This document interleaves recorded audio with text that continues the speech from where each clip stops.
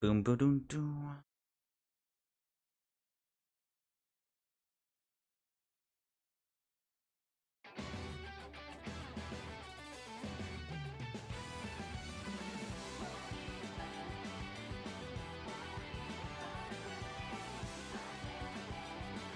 I'm surprised it's actually working, right?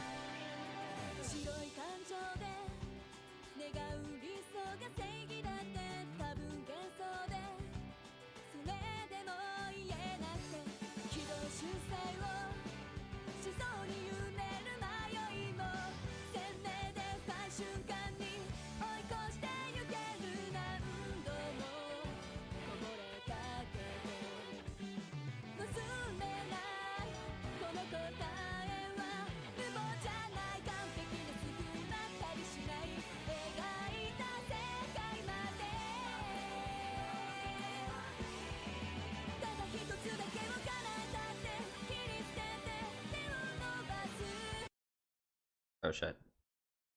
Oh, and Mezzle's done.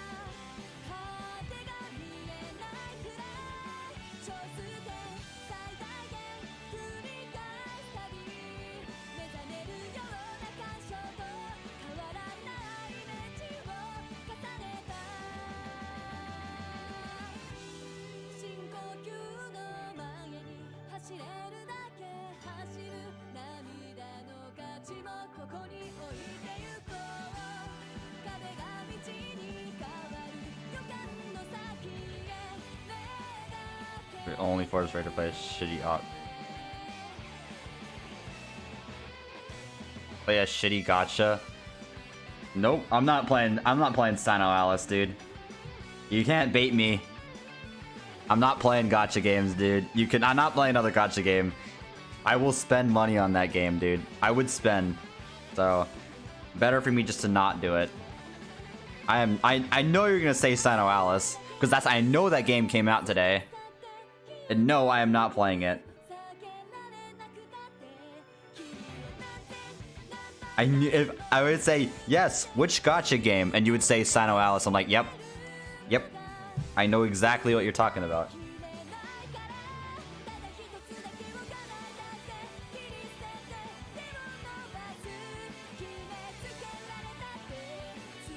Nightmare rates are 3341. Oof. Oof.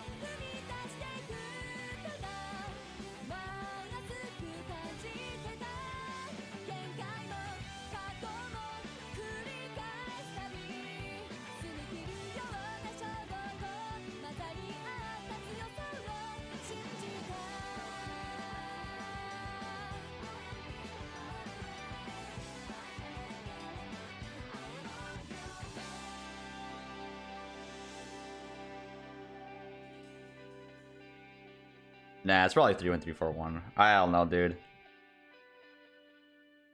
I played that game like about a year or two ago. Dude, I remember when it first came out, dude. It came out like 2017. Because I was in Japan when it came out, actually.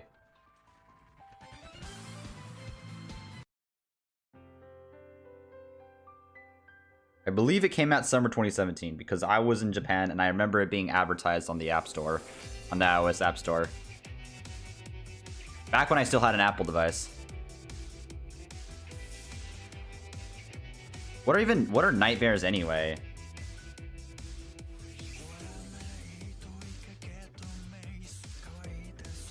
Are those like characters or I don't know, man. 0.341 sounds easy, right? All you gotta do is just get a spook.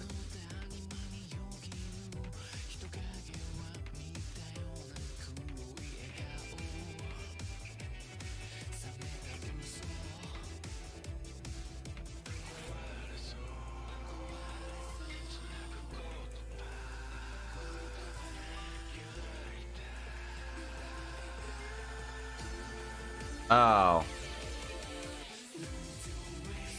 I mean, this story's interesting. I think it's probably like the main thing goes for it because like when you make an original gacha game, that's just, you know, the stuff you have to, you know, do. Fuck, I have to buy another pack soon.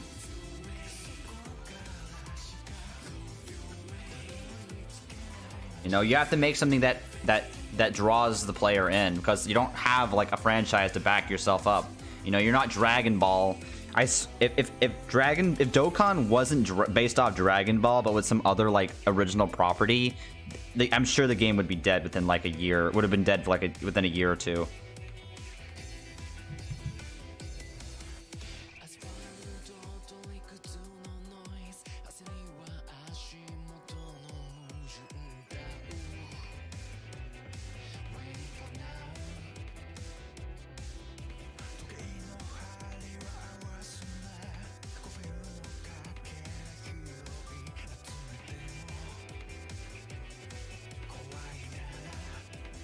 I don't know. A lot of these gacha games, I don't expect them living long.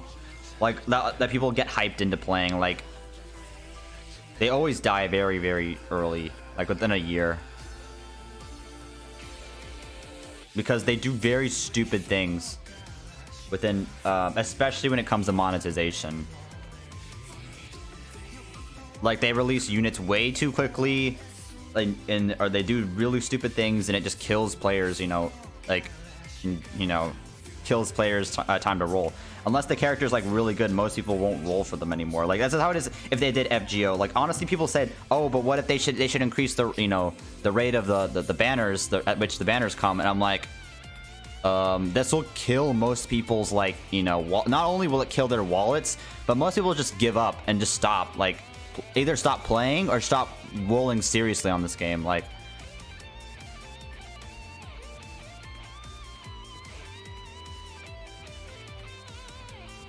you just can't get away with this shit.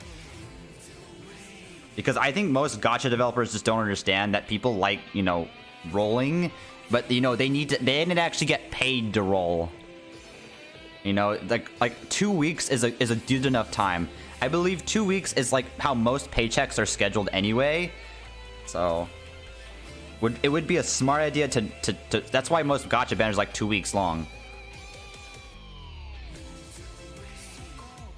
Because most employers pay on a bi-weekly schedule, so you know.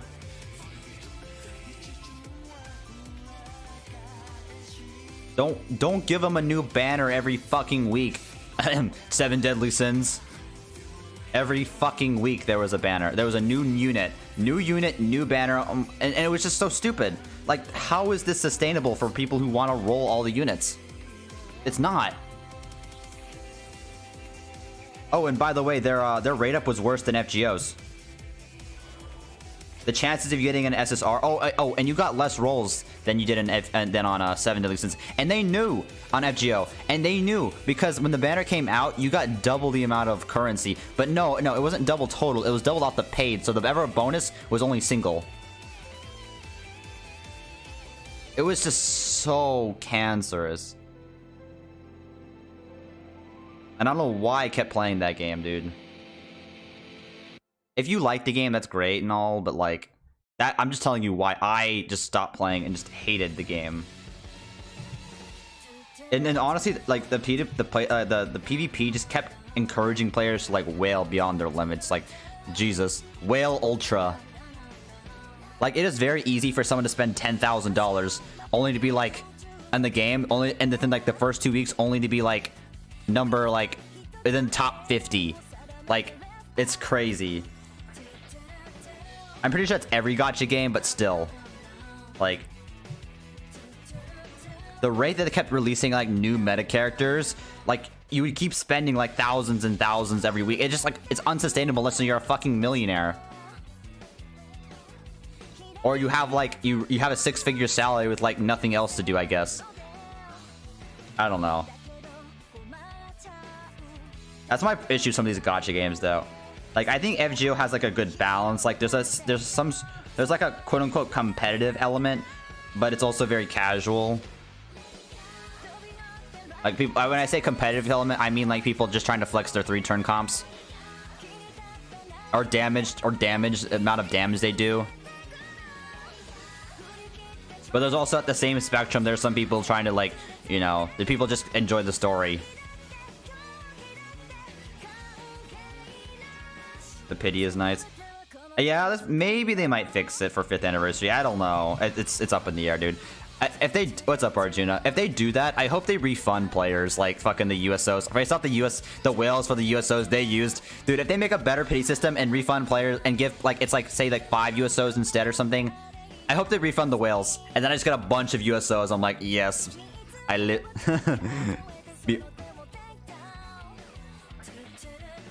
Pity is the banned. Today's banned word is pity. 10k mana prisms for an USO, dude. Most people players won't even be able to afford that shit. Either shut up, then we'll never get the pity. oh, Arjuna, did I show you the Scotty comp yet? So I saw a YouTube video and I just had to take a picture of it because it's their Scotty comp because it was really awesome. So I'll show you guys. This is the best Scotty comp you guys will ever see.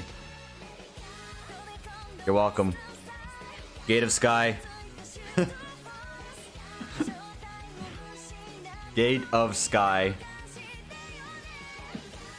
Dude, he's running 4 Scotties. Look at this. We talk about the double Scotty system, but how the quadruple Scotty system? You guys.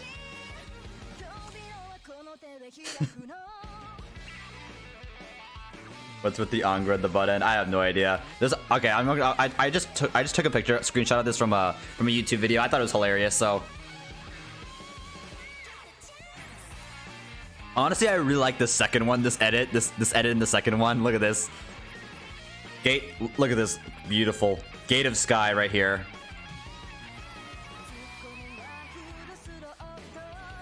I would say an implementation in FGO would be nice, but what sort of pity would you recommend? I think like it would be like moderate, but make it like maybe between 3 or 5 USOs for like an SSR. Also, make a USO for a fucking 4-star. Like maybe a different USO for a 4-star. Let people get the fucking 4-stars. I don't understand. Like USO, like a different type of currency for like USO for 4-stars. I mean, it would still be whale, but it wouldn't be as whale because let's not beat around the bush and say like how many fucking copies of like Liz some people pulled, or how many copies like, you know, people like let people get like a non-limited 4-star. Like if people want Carmilla, they can get fucking Carmilla. Like you don't these characters. It would just save them the effort of having to put these characters back on rate up that they may not ever be on rate up for like the next 2 years or so, like Carmilla has. I feel like a 4-star like, USO would be a good idea.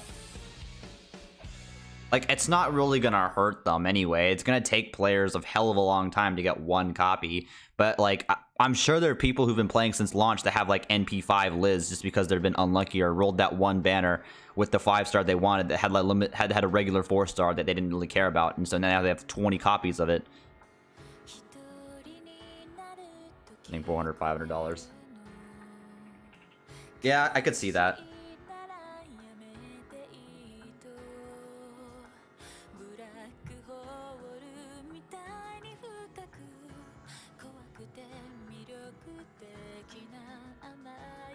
Not gonna lie, the animation from Shikisai, like seeing the opening was really made me play the game because that was actually really awesome.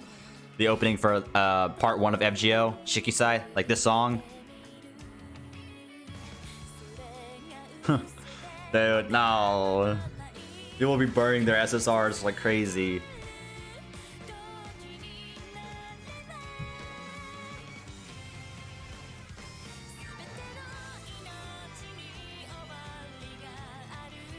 Dude, I just realized that Give Ushi Head Pats has 77 subs. I'm like, what the fuck? I barely have 15. Lul? Actually, I technically have 16 sub points because someone tier 2'd me. I don't know why. And I just wanted to live a pleb life in his stream, and someone gifted me a sub. I'm like, fuck. I'm like, how do I get rid of this sub, dude? There actually is a way to remove a gifted sub, by the way. You can actually remove it immediately.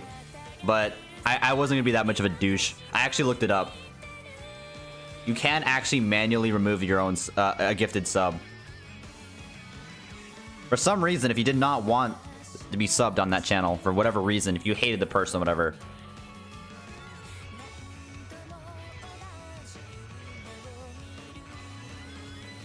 I'm not sure what would happen to the guy who already paid Twitch, but he might get a refund or something. By the way, people got refunds from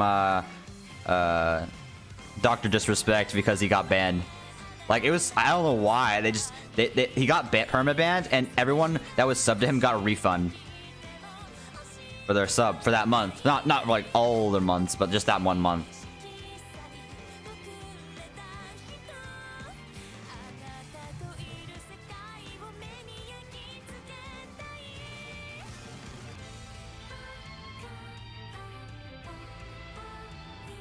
No one knows.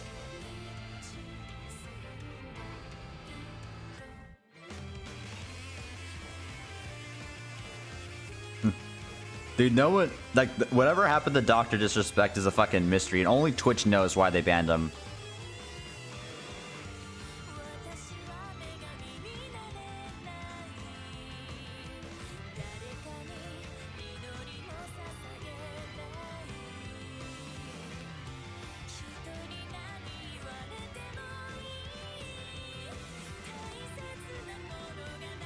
SSR rate's already 0.8%, by the way, gamer. So your information's out of date already.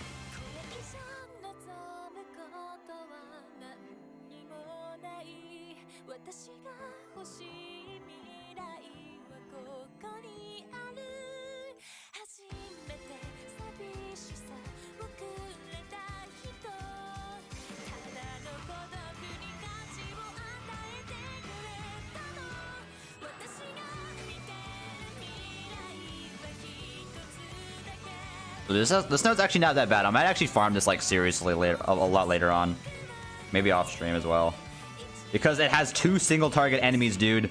Like, this should be there should be some nodes with just single target enemies. I'm just saying, like the single target's like useful. Stop making it 3-3-3 or making it 3-2-3 or some bullshit. Make single targets useful for farming. I'm just saying that's how DW can stop the Scotty comps from being a thing. And then single targets can get more use in farming.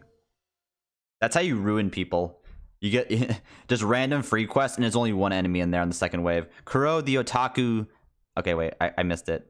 I have to go on my Twitch. Kuro the Otaku's Gaming. Thanks for the follow.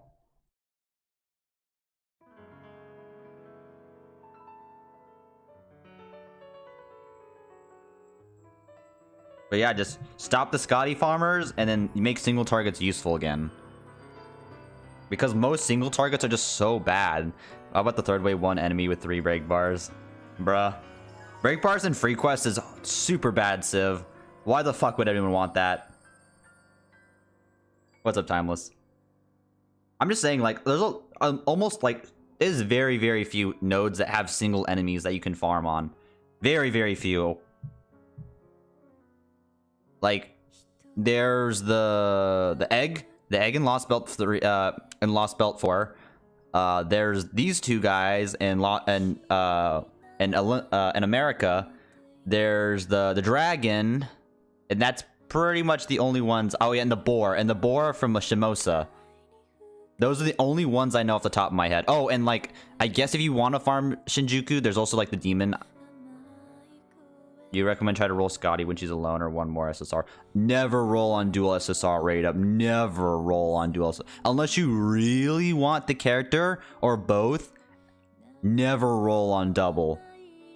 Is a bad idea. Because when you get 3 copies of the other one you want, you get really upset. Like me.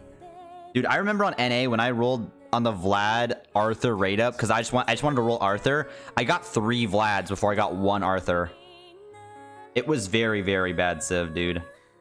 Don't do it. Don't do it.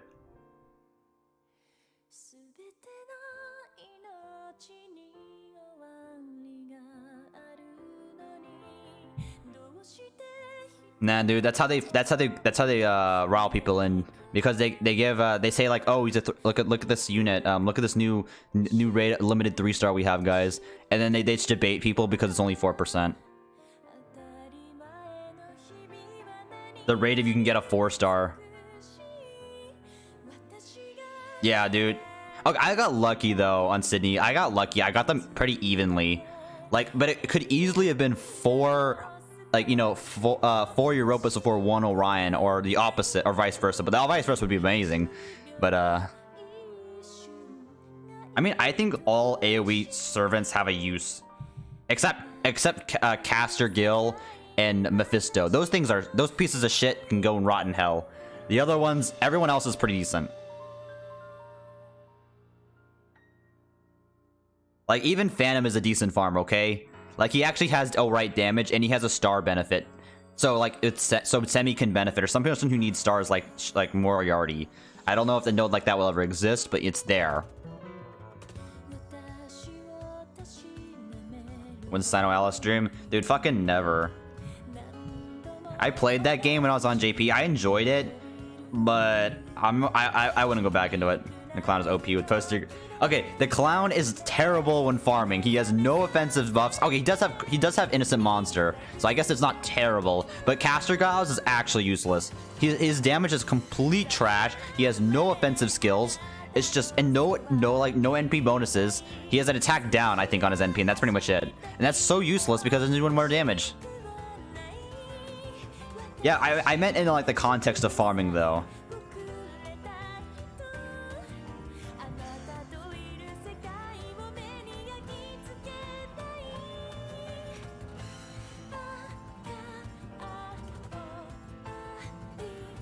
I mean, the concept is interesting, but like, I don't know. You know what's funny is that a game, Pokemon Masters, a game about, you know, Pokemon and trainers and battling, has no PvP. Like, what the fuck? A turn-based strategy game not having PvP? Or not turn-based, like turn-based RPG game? Come on. About Pokemon battling? Oh, guys, have you seen the Cyberpunk ripoff by Tencent? It is actually hilarious. It is actually hilariously bad, dude. FGO gets PvP, I quit, dude. I want PvP. I want PvP in FGO, man. Let me get that free Saint Quartz. I need that free Bond Saint Quartz, guys. I heard about it. Oh god. Just compare Cyberpunk to Tencent. Like, for a company that's big as Tencent, with how much money they have, I'm just so surprised at the lack of low quality. But then again, it's coming from China. So, was I really surprised at the end? Like, the company that owns like a huge majority in the gaming market can't even make a proper video game. Like, it is very sad. They have they own so many properties now, like, and stakes. They own Riot. They own all these companies. Like, why can't Riot make a game like this? Why can't you just have Riot? You own Riot, you dumbass. Why would you do it internally? With a game, with the team that's only developed a single mobile game, PUBG, the Chinese version of PUBG is making this game. I'm like, mobile. I'm like, but it's a game designed for PC and console. I'm like, why are you making them do something so different? and and why does it look so low quality? I'm like, what the fuck? And then I remember, it's China. They always develop low quality bullshit.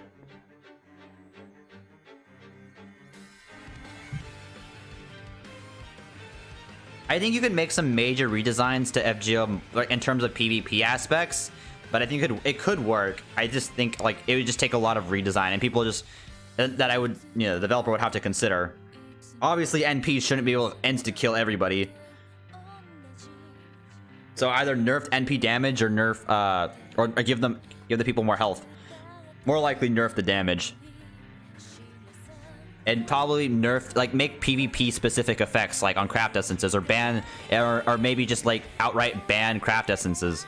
Like stuff like poster girl, not poster girl, maybe poster girl. Or I don't, maybe not poster girl though. But or like K-scope or black grail. That stuff can go. I don't think 2030 is OP at the end of the day, honestly. I don't think, like, I think PvP, like in PvP, it could be fairly balanced. Like FGO Arcade has like limit. It doesn't. It, you know, there are like different versions of the CEs, like for the game, like for K-scope. It's not 100%. It's like 80% for PvP.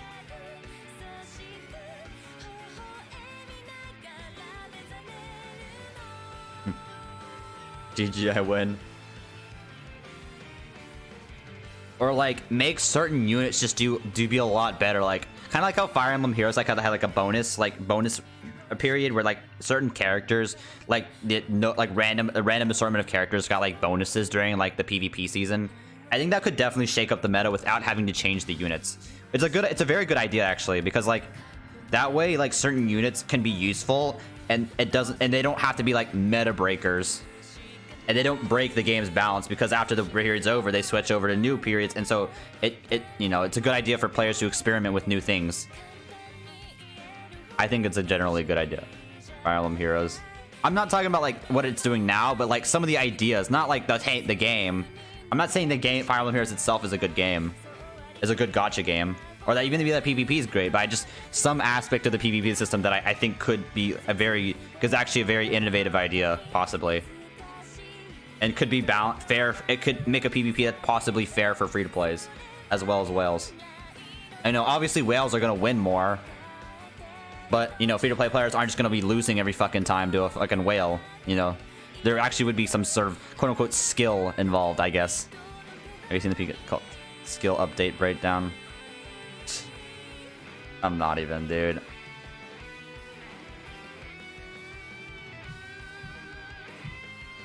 Like, yeah, it's probably, you know, but I just think, like, just people thinking that, like, PvP should be outright banned, like, I think there could be a workaround. Like, that satisfies both, like, the free-to-plays and the people who just want to play casually, and, like, the people who enjoy, like, the competitive aspect of those types of games. Will FGO ever do it? Probably not, but, you know, it'd be interesting. At least in my opinion, you know. Or like a simple participation thing, you know, participate in like in a weekly, like participate in one match or something. Get like 3 Saint Quartz fragments or whatever. Or craft essenceless PvP or something like that.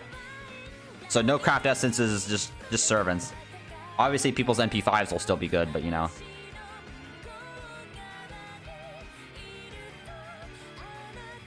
But, you know, knowing the FGO devs, they don't give a shit, because they're printing free money. This is what I don't like recently about FGO. Like back in 2016, they pretty much had to like put up a lot of effort, because, you know, they had to deliver a lot of content, because that's how you got players to stick around. Didn't matter if your franchise exists. That's how you get players in the game, but you gotta keep players in the game. And so they kept developing a lot of good content, but after the game started getting a lot more popular, they just started like being a lot more lazy, I feel. So like they start making these like very, very minor updates to the game, and they start like releasing content a lot later and later, and then they start making benefits a lot less and less. It astounds me. It astounds me how the company can get away with this sometimes, dude.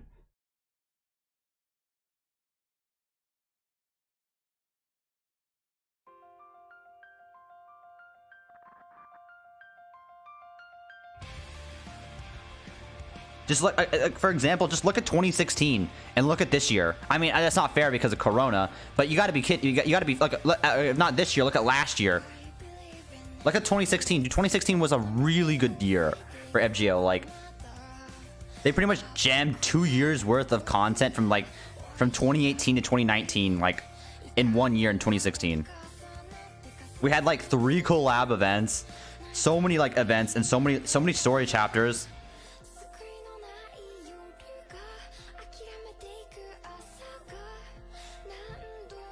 Like, they just started getting a lot more lazy, and because they get away with it.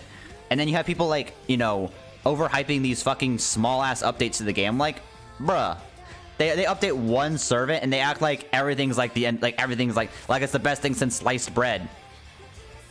Oh my god, guys, Caesar got an update. I'm like, okay. Like, I don't understand why they couldn't just like take a bunch of animation updates and just do them all at once, like anniversaries, like show people like, here's the new FGO, here's the old FGO, and here's the new one, and introduce like a huge update to the game. Like, instead they just make all these very tiny updates, and like they don't do anything. Like, I literally call it update filler. Like, hey guys, you guys want to check out the latest cutscene? It's now in the or do you guys want an annoying update to the interface that you guys had for like the last 3-4 years? Actually, almost 5 years. Here you go. Here's an update that we have. You can now go to the terminal, even though you could just press the back button like twice to go back. It's like the stupidest fucking thing ever.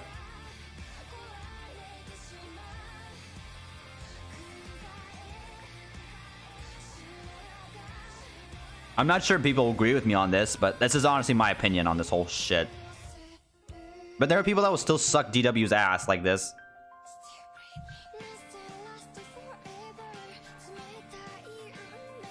But no, nah, gamer. It's JP's gonna get a fucking update, and then so NA have something to replace it.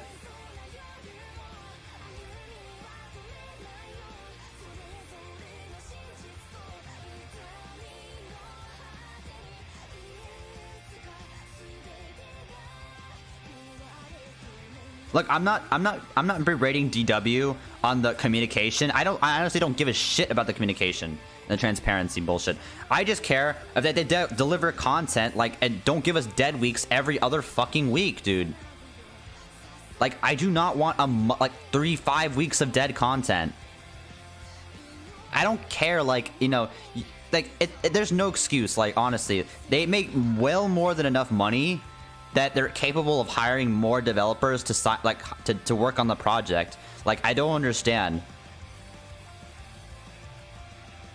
Like, hire more programmers, hire more level designers, hire more map artists or whatever. Like, how is that? Like, you guys make fucking billions of dollars a year. Like, how is that such a challenge for you guys? Dude, there are games that like have way less budgets but somehow do way more. Like, you have to imagine, where the fuck does all this money go? Does it go in the toilet?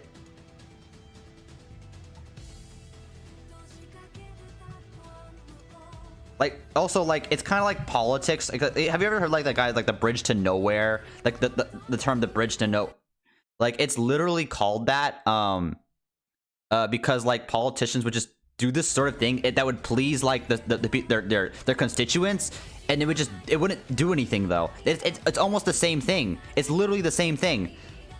Like, they're like, hey guys, you guys like this update? And it does absolutely nothing, but like, just because there's an update there, they're like, everyone's like, oh my god, this is so good. We're building bridges to nowhere. That's where that term comes from. Like, politicians would, like, you know, have something in their name, but it doesn't do anything for any of their constituents. It just But yeah, you can actually look it up. It is a real term.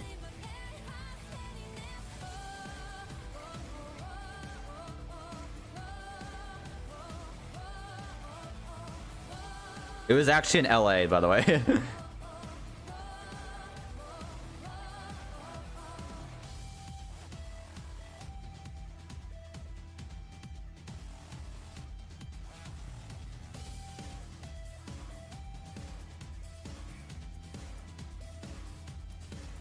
think the beta switched. Look, I'm not afraid to shit on DW for things that are actually, like, I feel like are problems. Because I swear to God, we keep getting the equivalent of Babylonia Campaign 69. Like, very recently. Like, we've had 5 weeks of dead weeks. And then, like, even after all these dead weeks, they still ask for more time. Like, they even delayed it. Like, I understand COVID and year shit, all this shit. But, like, that's still no excuse, I feel like. Because a lot of the stuff, you don't have to fucking do it in sequence. You could do the shit parallel. Like, how hard is it to hire more staff? Like,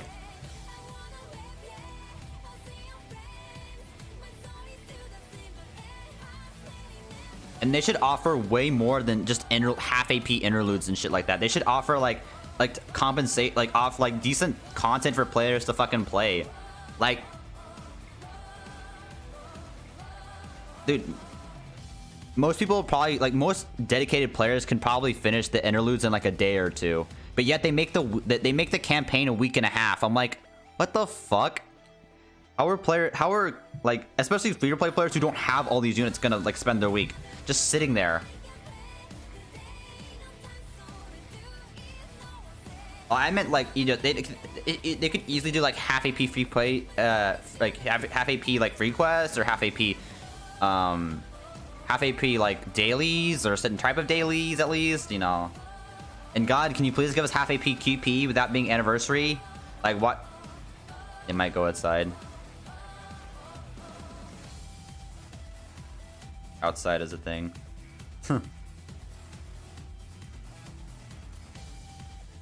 I just don't understand why, like, it's so slow. Like, just look at what happened after just look at how it happened after summer on JP, like, last year.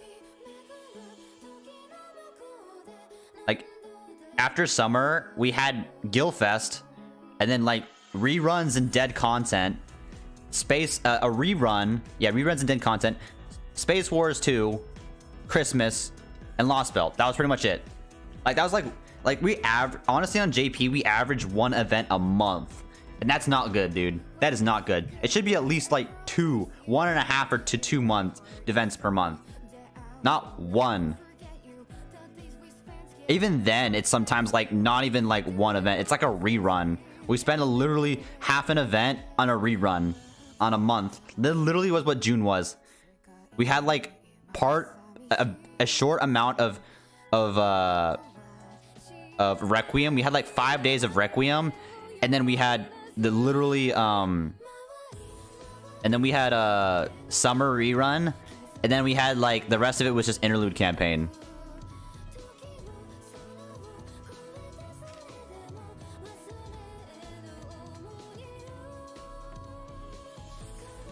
I get it. They have to fucking rerun it, but like, there's better ways to do reruns though. Like, I feel there's better. They just do this because it gives them a lot of extra time to work with. Like, they have 5 weeks to develop the next event, but they want to wait. Like, and it doesn't even help them either, because they know that the more dead content, the less people are incentivized to roll. The less money they get. It hurts them too. More content, more money.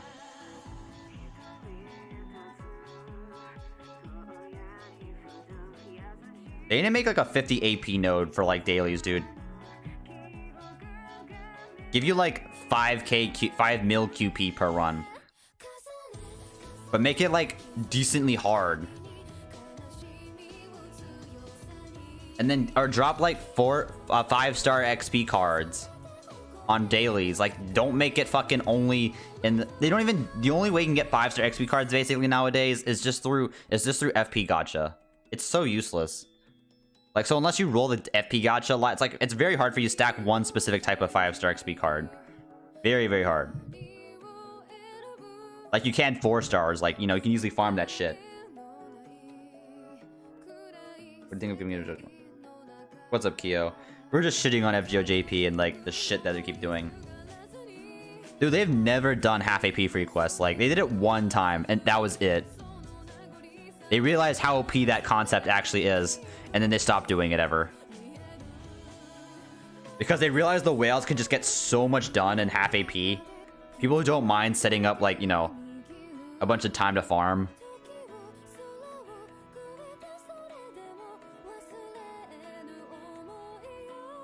To put it in perspective, half AP free quest is imagining a double rate on mat drop rates in events.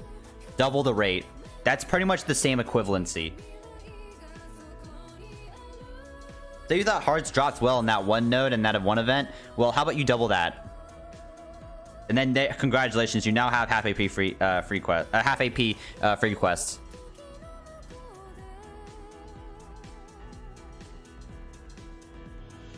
I mean, they also have the mobs for the 5-star XP cards. They have like the big hands, like the special hands. It's not like they don't have a mob to associate with that. It's so bullshit.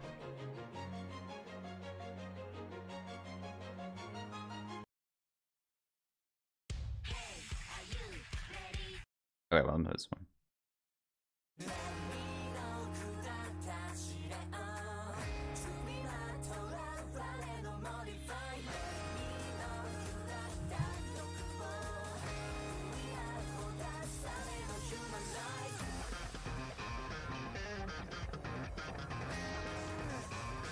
I don't know, dude. That's just like I think that's like probably the biggest concern I have for this game, and how I could see it dying. It's just lack of effort, lack of content.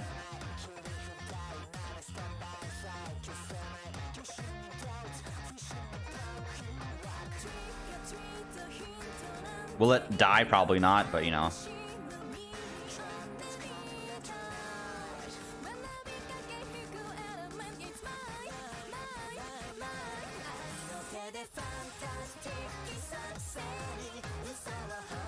But at least I offer fucking solutions. Like, unlike Shogun, when he was bitching about NA communication, all he just said, NA needs better communication. Like, okay, how would you suggest that? Like, without being, like, too over egregious.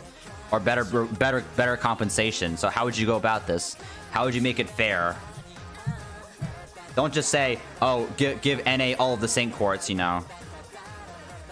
That doesn't really make an argument. Remove Albert from... yeah, like, fucking remove Albert from NA. They don't even hear, like, the entire side, but then...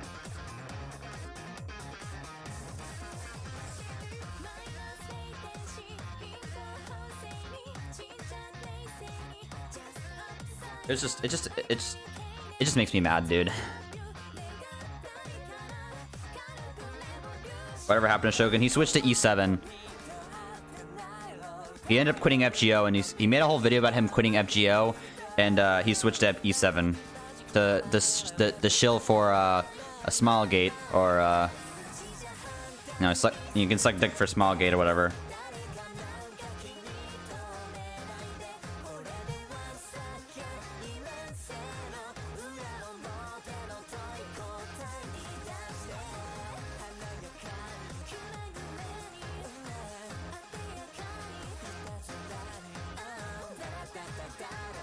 No. Arjuna, the gear grind in 7 Deadly Sins is even more toxic.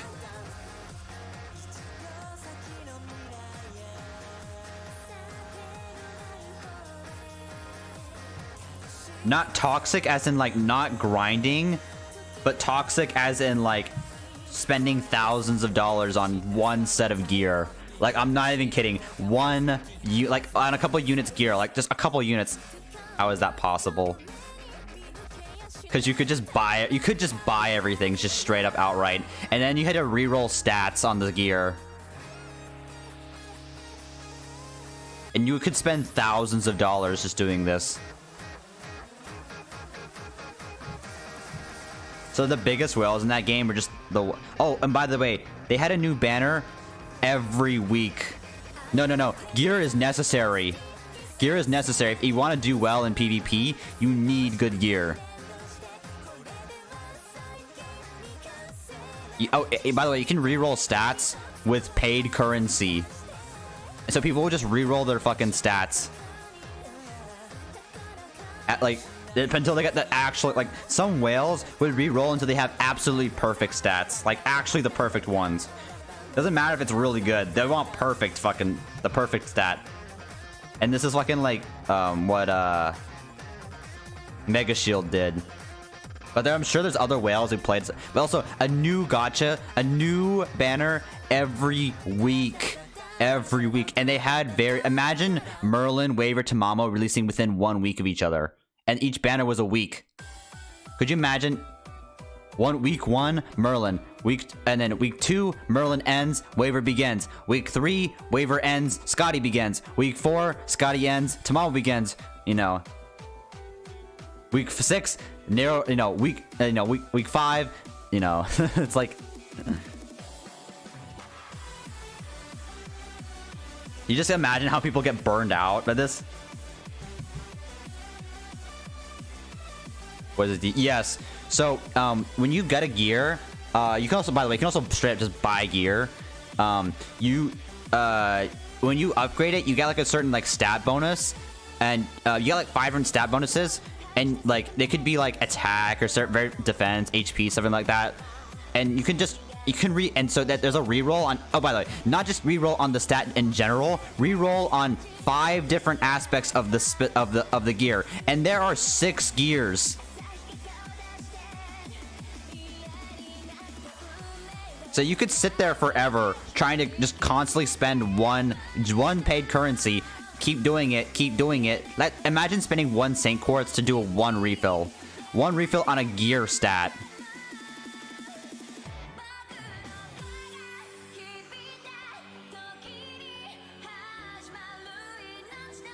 It was each gear had so you had a total of 30 different rerolls you had to do if you wanted absolutely perfect gear. And if you had a 5, like if you wanted like the max level equipment, it could cost a lot of money. A lot. Very, very quickly. Not only you have to level said gear, and that takes a lot of money, especially if you want like the highest rarity gear maxed. That could easily just spiral out of control with money. That's how I spent like $5,000 on fucking 7 Deadly Sins. It wasn't because of the summoning. It was because of the fucking gear.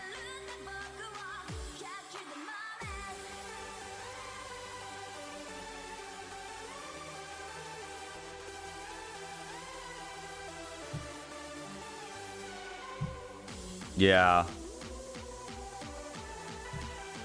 And this is why 7 Deadly Sins, I stopped playing that game. It was just, it got very, very cancerous.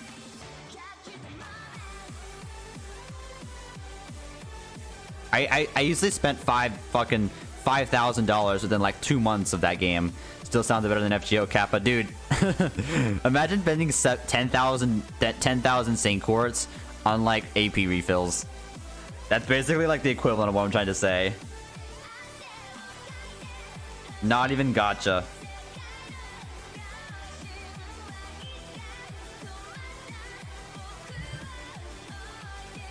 And people still claim that game is better than FGO. I'm like, and the reason why, by the way, the reason why I don't play like Azure Lane or Goals Frontline or Arknights for that matter is because those games are shit. Okay, Arknights, like tower defense games are just really boring.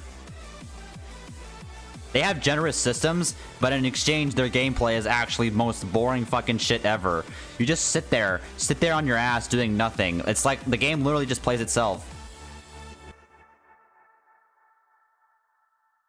Like, you just want the feeling of getting a 5-star, but like, I don't know, like, I guess with FGO, like, the rate is lower. Oh god. Aimer song. You start to treasure, like,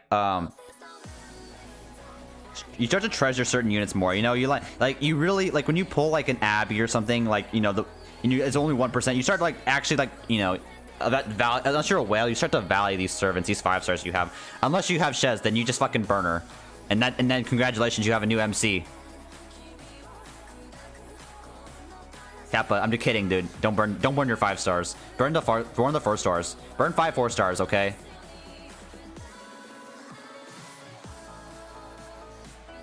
Oh, also, yeah. The problem is with a bunch of these other gacha games, I don't know about you guys, but like all these gacha games are way too complicated. Like, Jesus Christ. And like, why are there like 60 different currencies for shop? Why are there 60 different shop currencies in this game? And those games, like, why are there different, like 30 different bookmarks in Epic 7 or whatever? I'm always saying I'm exaggerating, but like there's like 6 different currencies of bookmarks. Like, and there you have to you could buy these things in the shop, so you don't know what the fuck you want to buy. FGO, it's very simple. Buy Saint Quartz. That's it. Make it simple. There's elegance and simplicity. Gotcha games. Stop making things way too complex for your players. God, I do not want you to know how to fucking spend 6 different currencies. Epic 7 does this too. 7 Deadly Sins does this too. You know, Raid Shadow Legends does this too. Like, because it's, oh my god, dude.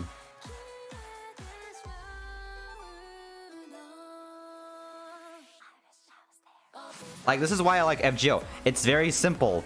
There's only one currency that you should care about. Saint Quartz. No fucking bookmarks. No fucking sky stones. No fucking bullshit. Like, oh my god.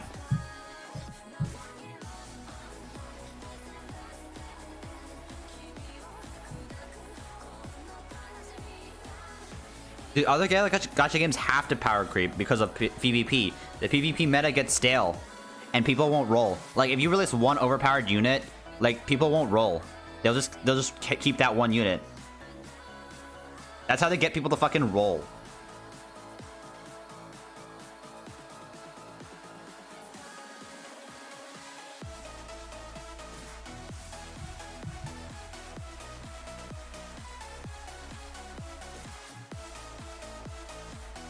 I have so many issues with some of these other gacha games. It's actually absurd.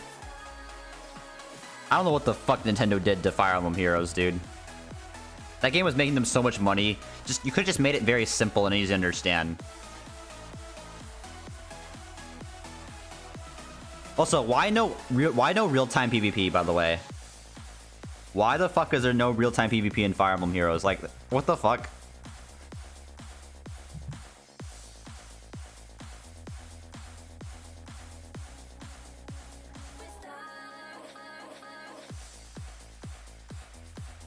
Just set a turn limit or something, or let's like reduce the boundaries of the field or something. Maybe like fucking Fortnite or whatever.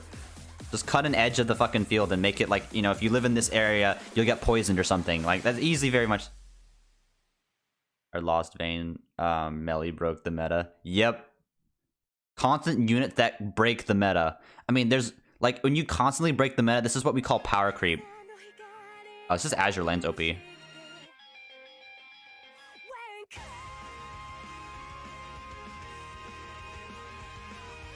That's how you get a lot of shit. When you lock stuff behind paywalls that was free, that's when you know you just fucked up.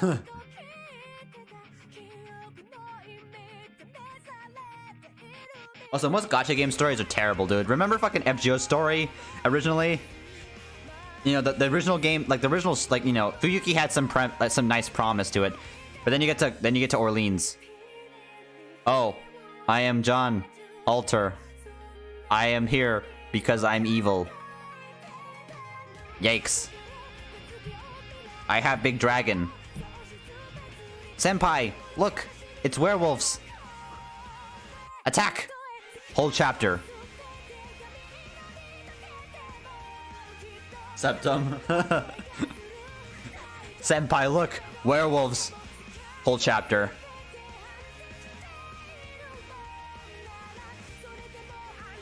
It got better. I feel like around London it got better, I feel.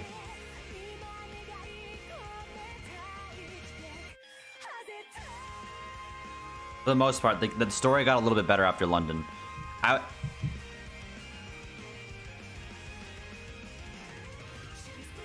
And London only was good, I feel like, because of the ending. Come on, don't worry. You don't want to get this unit too bad.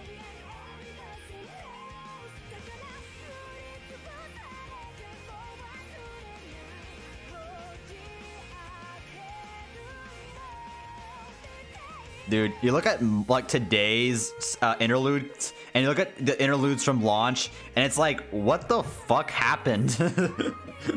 They're like interlude campaigns, like, man, I like hunting, and like there's like interlude with like with William Tell with hunting, and you compare to like stuff like fucking like Protoku is like, man, I like hunting. Oh look, there's a chimera, there's a dragon.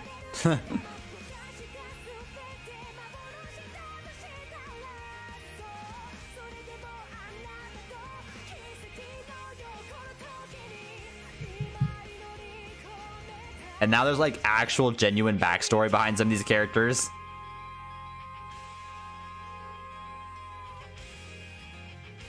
Let us not forget. Okay.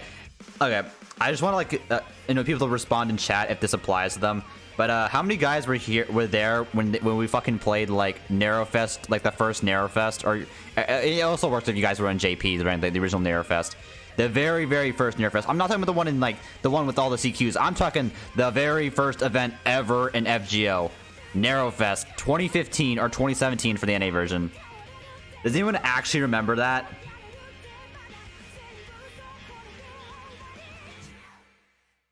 Me. It was literally just free quests and a shop. That was it. It was Narrow and Altera on Raid Up. That was it. That was just it. The one with the Nightless Rose? Yes, the one with the Nightless Rose CE.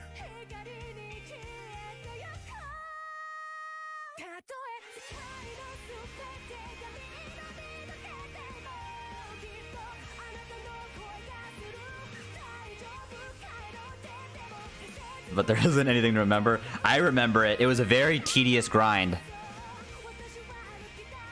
The game was a that event was a very tedious grind. And then let us not forget Moon Goddess right after that. Oh god. Oh, and then anyone remember NA like back in the ye old times 3 years ago, 2017? Does anyone actually remember like how long the wait was for Okeanos? Like it was actually absurdly long. It was like 3 months or some bullshit for Okeanos. Like we were waiting forever. Like what the fuck happened with Okeanos? Like that's something I kind of want to ask the devs. Like if I had it every time to ask the NA devs something, I'm like, what took Okeanos so long when it launched?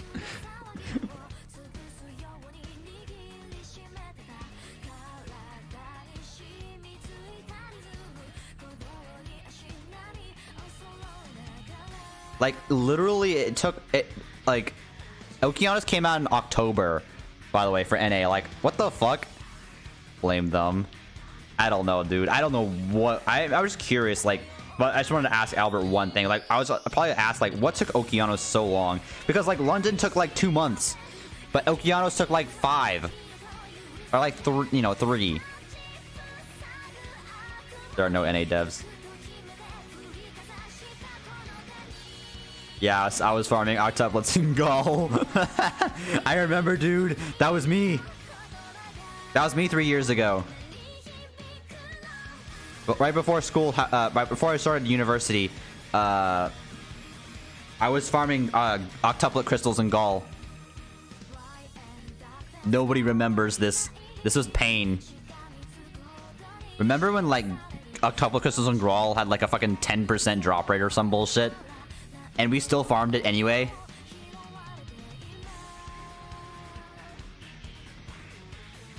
Does anyone remember farming Gaul? You guys wouldn't understand it for people who started in Rashomon. The pain of having to grind octuplets in Gaul.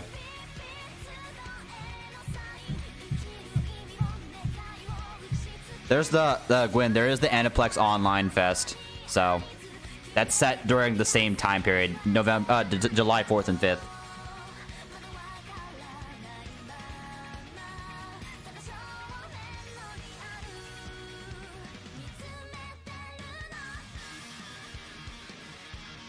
Also, Gwyn, I guess it's also another way to space things out, I guess, because having Sigurd and then having Scotty released 3 days after was probably not the best idea.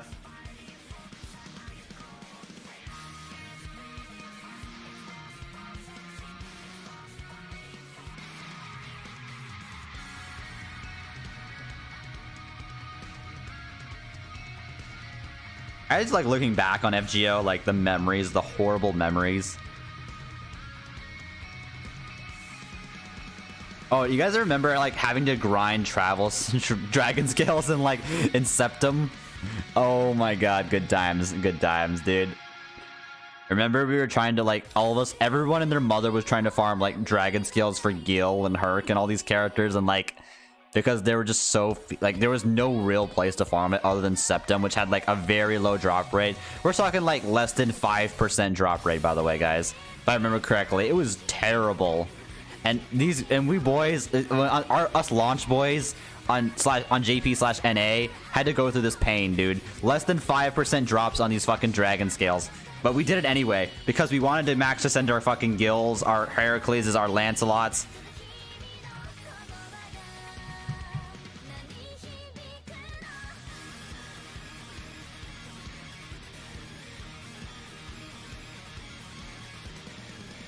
And now we're blessed with Babylonia, Babylonia quest, but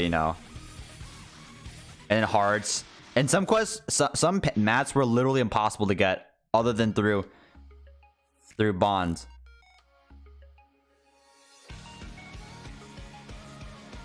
I don't know, bond. Some mats, like other through events, some mats were actually literally impossible. I'm talking about gears and pages in particular. Those two mats were impossible to get for like except through events until London.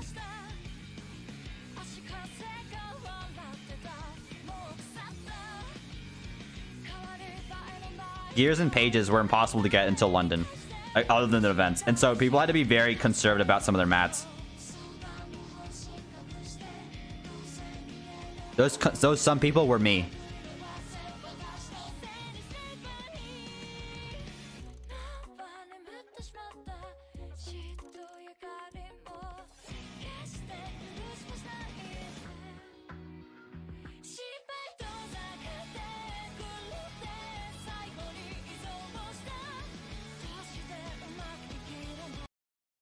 All right. Also, time for fun time, boys. Okay. We're gonna play this. We're fucking gonna play this video. Hey everyone, Kid Sean here. So as you Yes, you guys heard that right, boys. The best FGO content creator is back. You guys probably already know Fate Grand Order JP has recently got Interlude Campaign Part 13, and during this interlude, time for some comedy.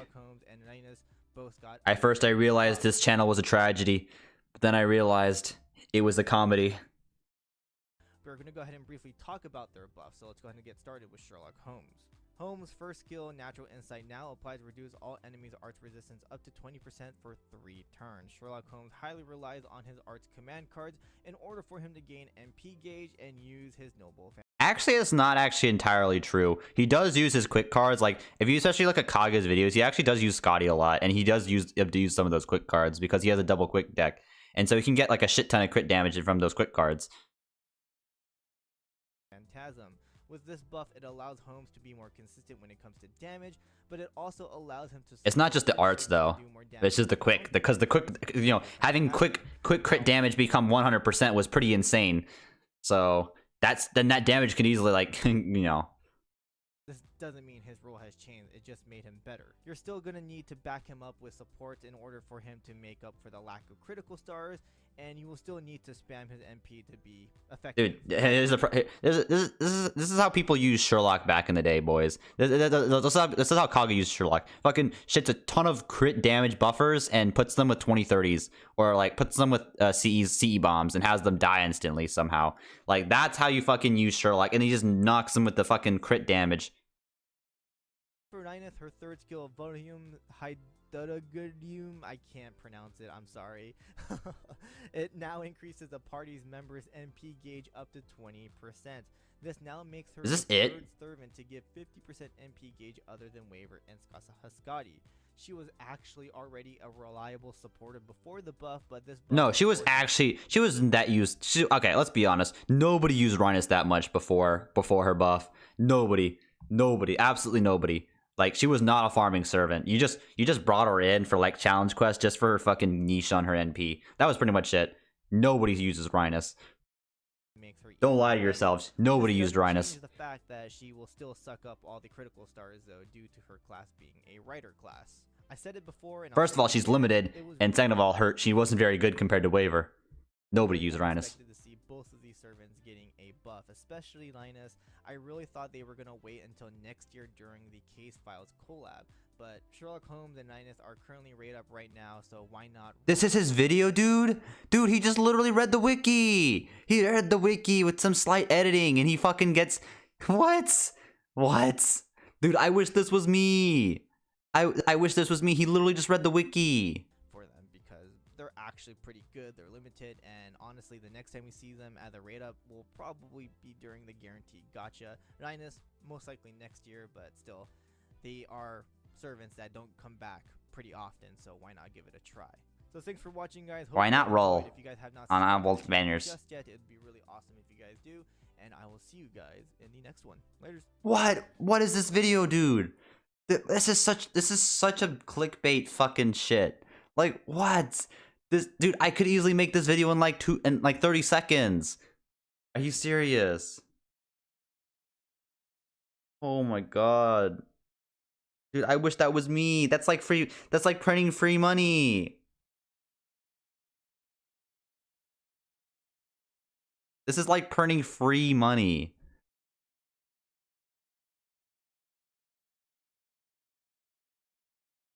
I'm not gonna roll. Dude, I have MP5 Ryan as MP1 Sherlock. Sherlock is one of those servants you don't really need to level his NP on. His NP buff, his NP increases the defense down day buff. Some peeps can't read. Dude, oh my god. Like I would understand if he actually paired it with some gameplay. But let's be honest. Either Kitashan does not have these units, or he fucking he don't got them leveled. He don't have them. Can we actually think that like Kitashan has these units 999 to demonstrate the skill? No. Like, dude, I am about 90% sure he doesn't have these units leveled at all. He got them 8111. Oof.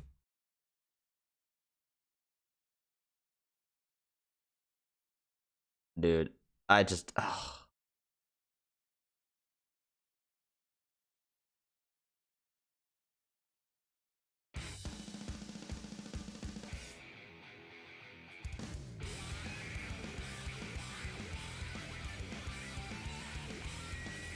Now watch K collect. Oh my god, dude.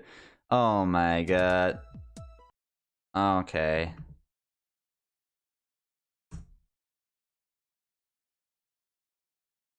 What's up, everyone?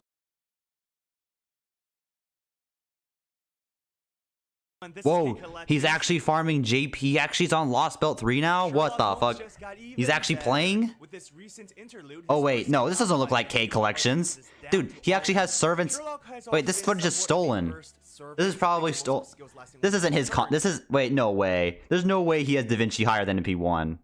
If you can't generate consistent no way. effects or CEs or spam his noble phantasm, no way. There's no way this is his gameplay. Using his active skills once in a while, which is one of the reasons why Holmes is somewhat difficult to use at times. The arts resist down has a downtime. Wait, he has... making him a bit more Wait, consistent now. is this his account? Transforms him into a more constant damage dealer thanks to his 2 arts attacks. Combined with his arts buff, a crit damage with his arts can lead to high damage, and because the debuff lasts for 3 turns, the same with his NP effects, this is exactly the skill Sherlock needs since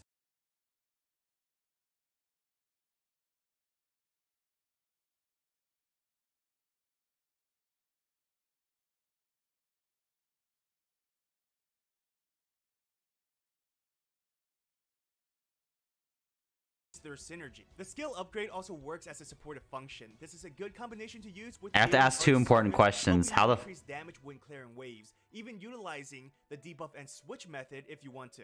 Holmes is still meant as a CQ servant, so again, this skill is very helpful even for single target servants, but the goal remains the same. Use Sherlock Wait, he's on... Wait, what? Occasionally punches enemies, or use him as your main DD, building a team around him. Because trust me, even before this upgrade, he punches like a truck. Now that comment? Upgrade, wait, what comment? He's gonna start one-punching enemies. Keep in mind, this skill upgrade doesn't or playstyle. The Sigurd one. Or combos with arts-focused servants. The Sigurd one. Have the same weaknesses you'll have to cover if you want him to be effective.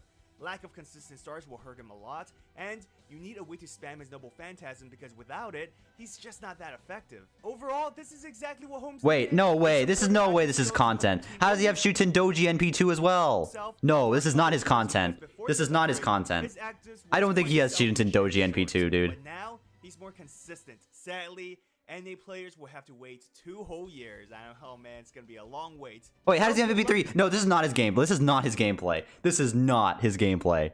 This is... How does he have NP3 Shuten? Work on your summons for Sherlock Holmes if you are going for him. If you already have him, then congrats. That's awesome. You have a pretty solid... This isn't servant. his Not very account. Solid, a very amazing servant to use. How the fuck he has... Radius will also get an upgrade. She charges an ally's NP gauge by 20%. Now add the first and second skill. That's a total of Any 50% credits? charge for a servant. No which way. makes her one of the servants that's gonna get overworked like crazy. I'm calling BS Her, on this one. Scotty, and Waver are the 3 only other servants that can charge a servant's NP gauge by 50%. This is his account. So a very powerful upgrade. I definitely know this making is part her of his a strong account. Supporter. She will be coming out next year for NA players, and just gotta wait 1 more year for the upgrade. So not that long. Special thanks to all my patrons and sponsors. If you want Lolly. to support my channel, check out my Patreon.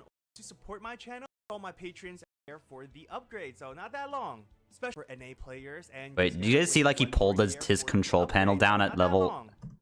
Like, do you see that? He pulled his control panel down.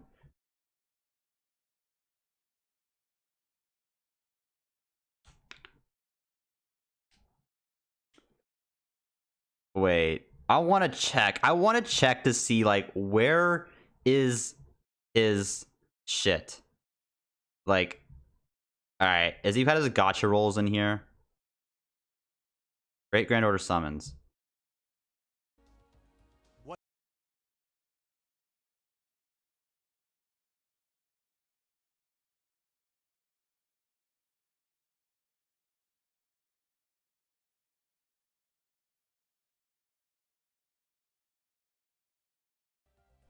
Just talk.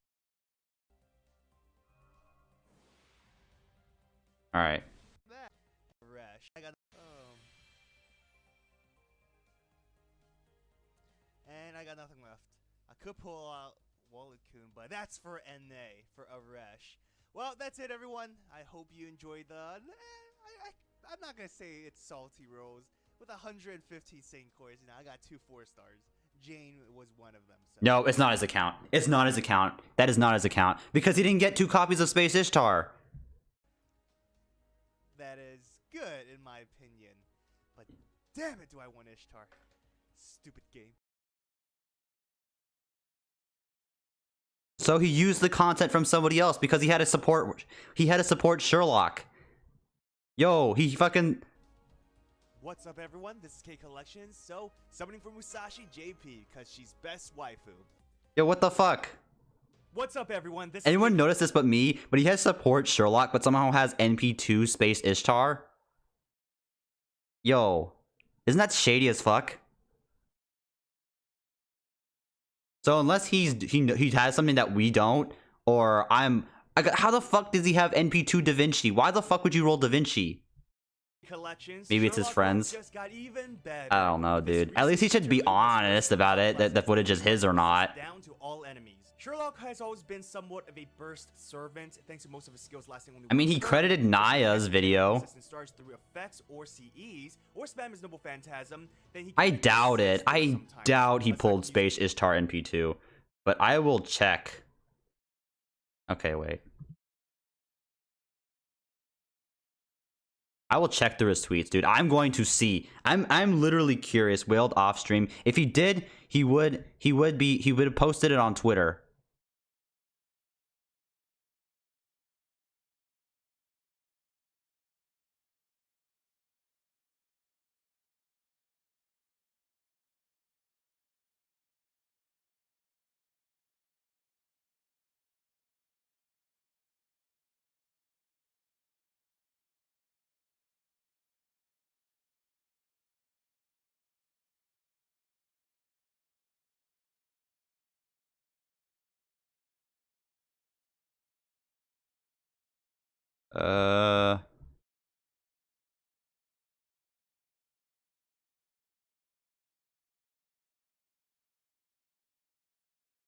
Lul.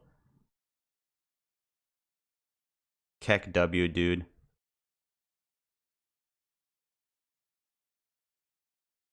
Oh, Kingdom Hearts Memory of Melody. What the fuck?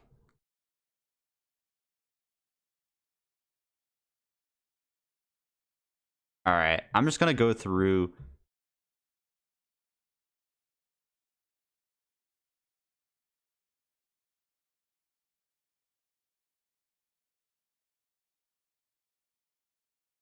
Ray shift his FC. True. I don't know his friend's coin. I don't know his friend code though. I don't think he posted his friend code. I don't think he has his friend code posted. If anyone knows his friend code, I would love to see it. Because I'm investigating this shit.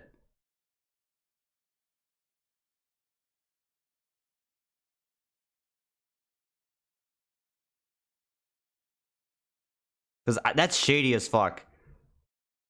Because I don't remember him pulling Space Ishtar. So the only shot he would have had is that he would have had to pull one copy during the guaranteed if he secretly pulled two copies off stream, which would be weird, but I guess it's possible, which means I would have to go all the way back to November.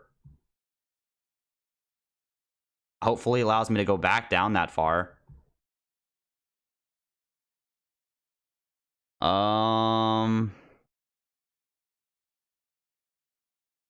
He didn't show what his JP GSSR was.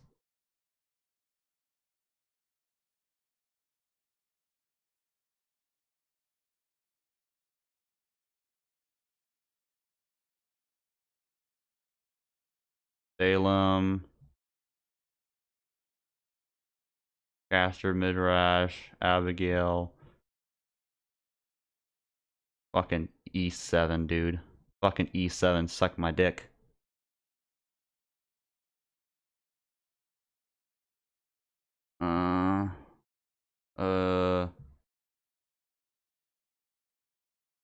Consort U.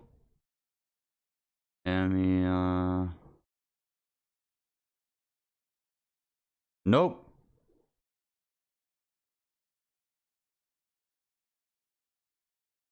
Nope. It's not his footage. It is not his footage.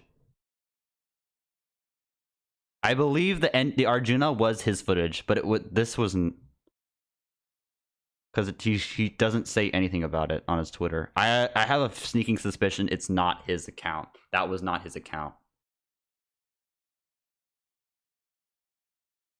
Because that's shady as fuck. How the fuck do you have NP2 Da Vinci, NP2 Ishtar, NP3 Shuten if you main NA? And he's not a whale. So, at least, I mean, he didn't. There's a good chance he didn't steal footage because he had someone do footage that gave it to him, like maybe a friend or a viewer that let him do it. But he should still be honest about it and post it because, you know, most people won't call him out on this shit. But, you know, I can see this. Like, I know I had a very good suspicion, you know, that he does not have NP2 Da Vinci, NP2 Ishtar, NP3 Shuten.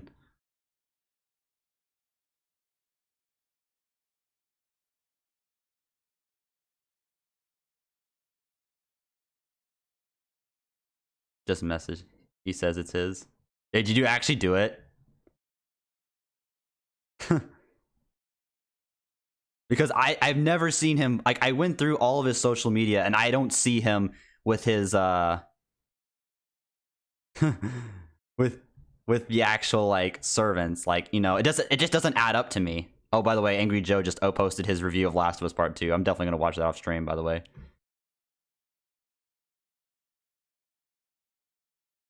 That's just shady.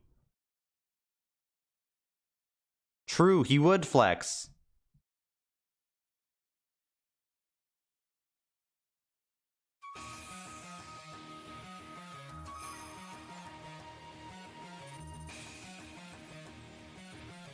Yokai Dusk, I think. Shit. Yokai Dusk, thanks for the follow. I swear I've seen you before.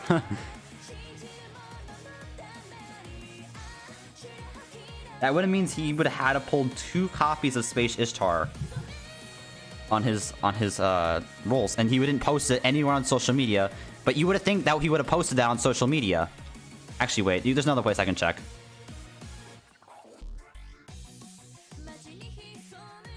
What do you think about the 2 upgrades though, Razor? I think Rhinus' upgrade's alright.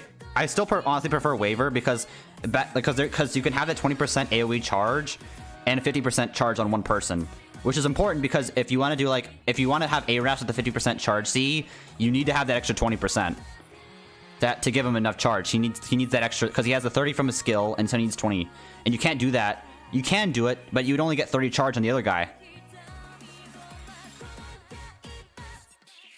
And you still want to get an attack buff for Arash because he can still do the senses, which is why I think Waver has better usage, honestly. But there are people that will try to make the argument that Rhinus is in fact better because Rhinus has a better attack buff.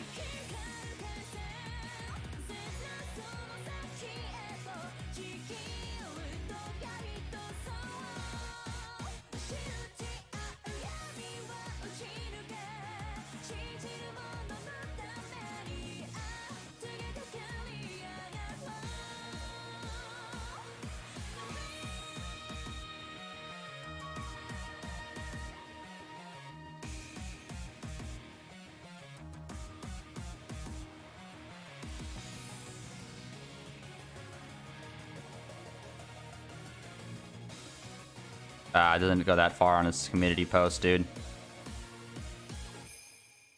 Actually, wait.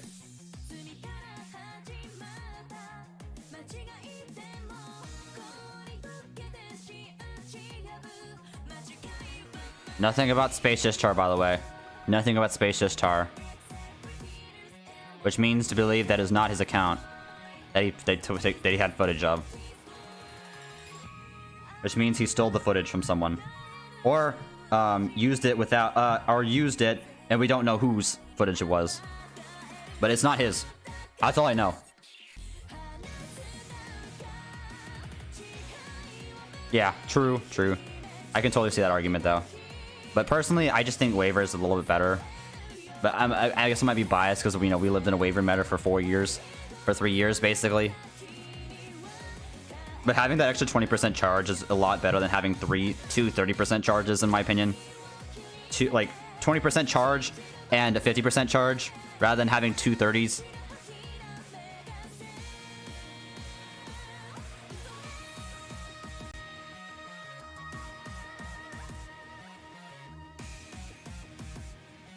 I don't know. That just caught my fucking attention. Sorry about going on a tangent with that, guys. I was just really curious because as I know K doesn't fucking wail on JP. He doesn't roll that much on JP at all. So it made me wonder how the fuck does he have these NP2 servants? And I've never seen him pull NP2 of these servants. How the fuck would you have NP3 Shuten? He doesn't wail on JP. What are you talking about now? No, so we were watching K's video on the two skill updates for JP. He made a video on that, and I'm he had some units I'm wait, does he really have those units? I was it looks shady as fuck to me because I was pretty sure he didn't have, and I wasn't sure about Ishtar because I know he likes Ishtar and Erish, but I also know that he probably doesn't have NP2 Da Vinci and definitely doesn't have NP3 Shuten. So why are these servants showing up on his account? And they're not supports either, because it showed Sherlock wasn't support. So I had to put some eyebrows on it, and I actually tried to check it, and it turns out there's no record of him actually pulling it and showing it on social media, which is really odd. So my best guess is that it's not his footage.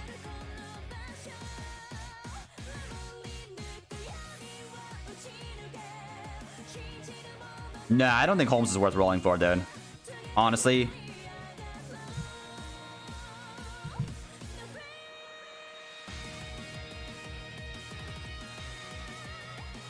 Honestly, in my opinion, Holmes is not worth it.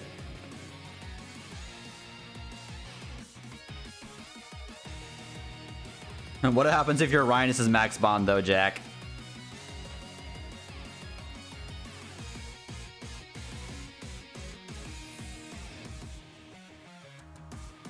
Also, it looks like Rhinus, but it's actually called Rhinus. It's so stupid. The actual pronunciation is Rhinus. There actually is a way to say Rhinus in Japanese, like Danish. But yeah, they apparently they opted for Rhinus.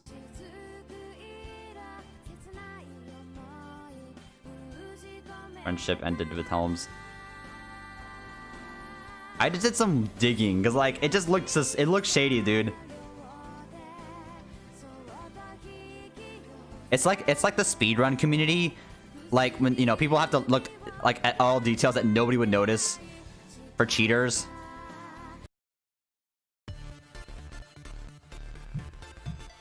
No, dude. I'm gonna get shaded on and banned, knowing that fucking dude.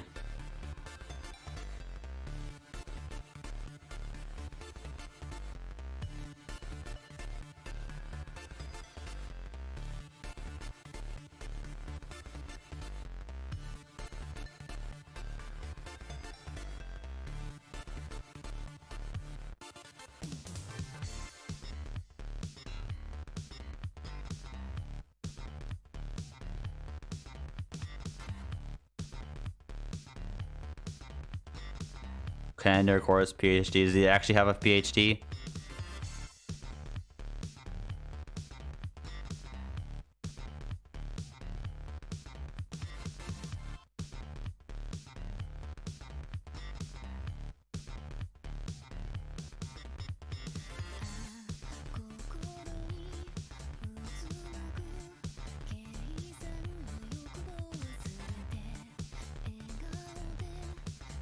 Wait, how much does this fucking trash make?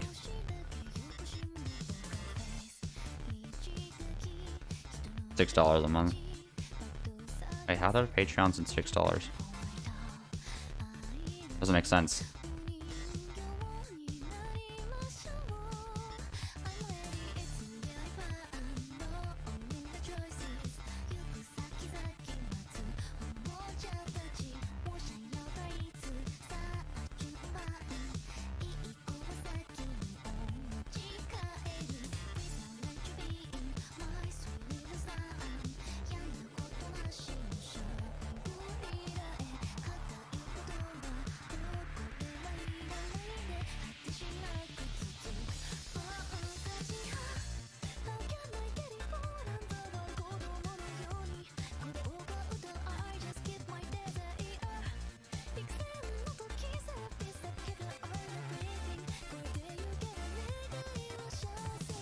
She's run. I don't know. I just don't want to get involved in that shit.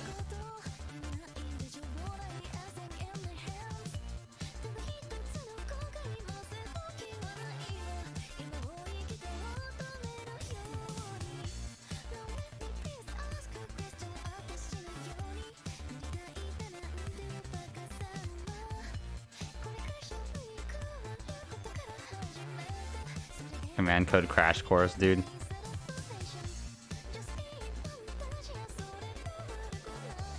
Dude, you could see this dude as fucking, I was looking at Shogun to see what has happened with him in the past fucking, how many years, like, in the past, like, year or so. And it's just so sad. And actually, honestly, it's, like, more like a comedy at this point. Just... Gotta sell out for, E7. What happened to him anyway? He quit FGO and switched over to E7.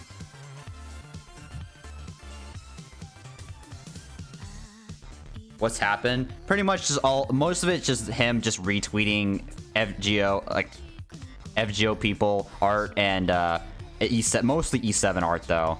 Mostly E7 art and his own gameplay.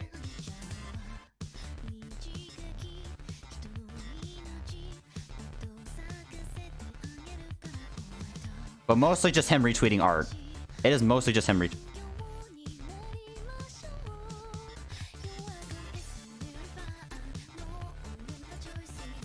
But most people are connected with him in some way. And so that's why I have bad relationships, because I have bad relations with him. And so he tells all of his buddies and I pretty much get outcasted. He's pretty much connected to gurus, except GNA. GNA's cool. But gurus, K collections, and probably some other people. I'm sure True Love as well. because I see him retweeted like it's something that he posted. But I'm like pretty much blacklisted in their network, dude.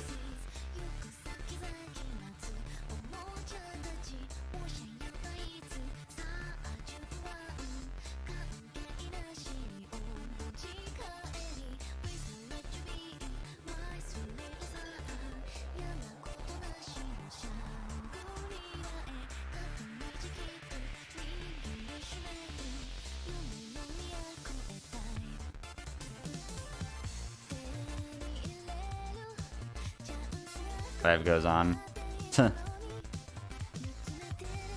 I watch who I want, true. I think it was funny enough, Dante's. But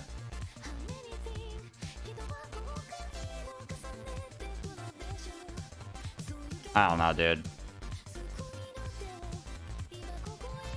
I'm just glad that guy's gone from FGO. Honestly.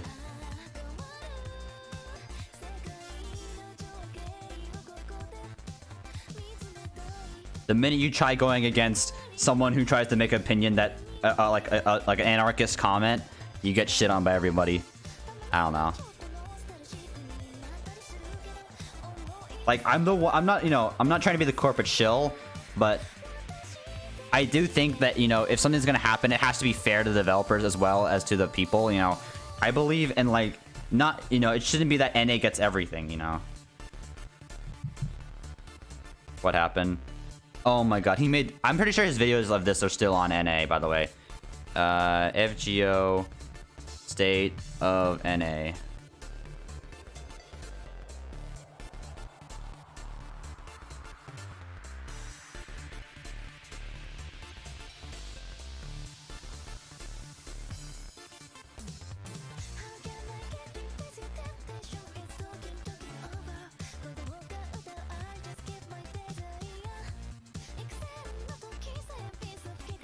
He only made 2. I guess he might have deleted that one.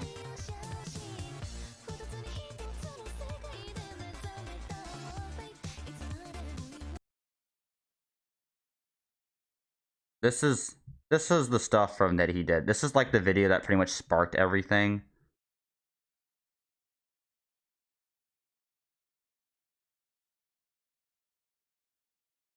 Like down the rabbit hole, dude. Yeah, this was like 2 years ago. This was over 2 years ago. So this is 3 years ago, actually. Oh, no, it's 2 years ago. But hey guys, what's going on? This was a very long time ago, and this was also this is why, you know, I don't have a great relationship with Lord Ashura. So I just was very mad at this. This is just... JP gets shafted just as hard. Dude, yeah, JP just gets shafted just as hard as NA. Like, I don't understand, dude. I never saw this, dude.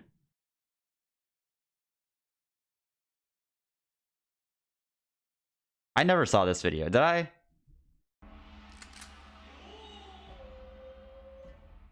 This video brought to you. But I'm just... See. I don't have the money to travel, and nor do I really care. So. But. Yeah.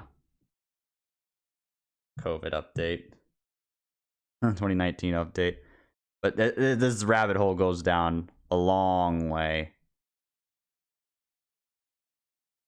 So I apologize to you guys, you know, I had to saw some of this shit, but I just wanted to get that off my chest. The stuff that's been with me for fucking 2 years.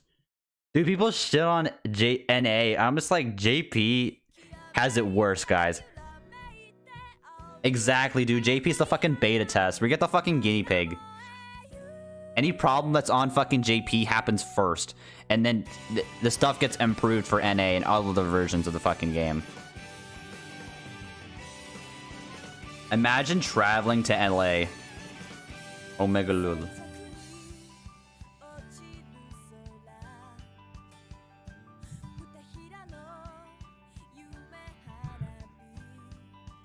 Ah.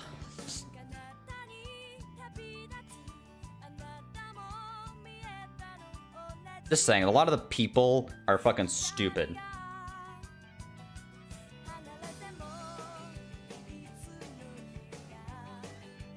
Yeah. Dude, like, all gacha games have drama, though. Like, I like how he just totally left in the argument that other gacha games didn't have drama. Like, implied that other gacha games just don't have it as bad as FGO. Excuse me. Almost every gacha game has a drama in some point. Just look at E7. E7 had drama. You know, FE Heroes had drama. Dokkan has drama like all the fucking time. You know, Seven Deadly Sins has drama. That's horrible. Yeah. Do you know the longest stall? I don't know like the longest stall in particular, but like I felt like the longest stall was like last year, like the amount of like just dead events. Yokai Puni Watch Puni Puni has no drama. Okay, that's true. But does anyone actually play that game?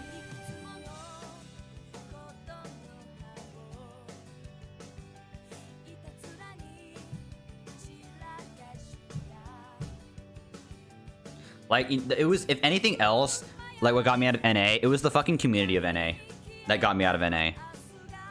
Just dealing with the you know, the autistic people on NA, just, not the NA staff. No, the NA community. The release of Lost Bell 4. Oh yeah, there was a ton of dead breaks between Lost Bell 4. Holy god.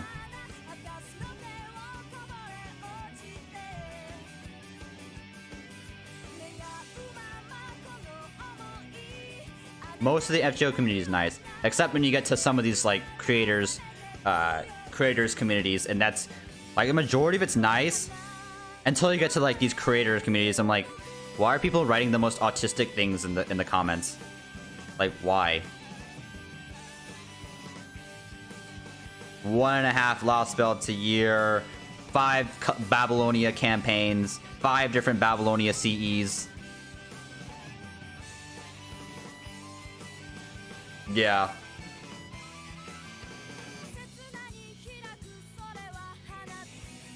The comments, yes, the comments.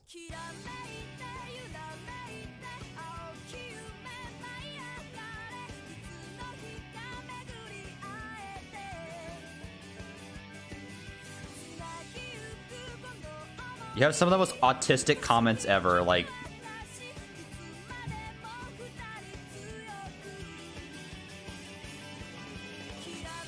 I hate that David commenter.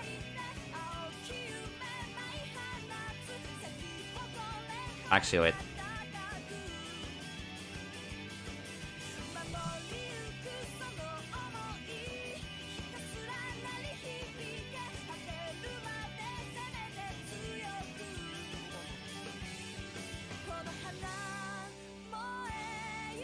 Hey Arjuna, I have a video that brings back memories for you. I have a this is a video that I know can invoke many emotions from you as well.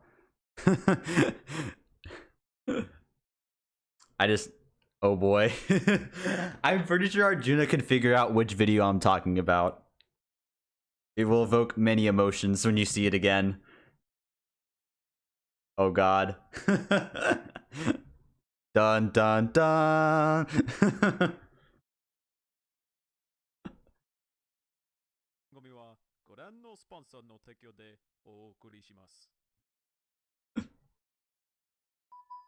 This is without a doubt Berserker Lancelot's replacement, and this is when I say Keck W.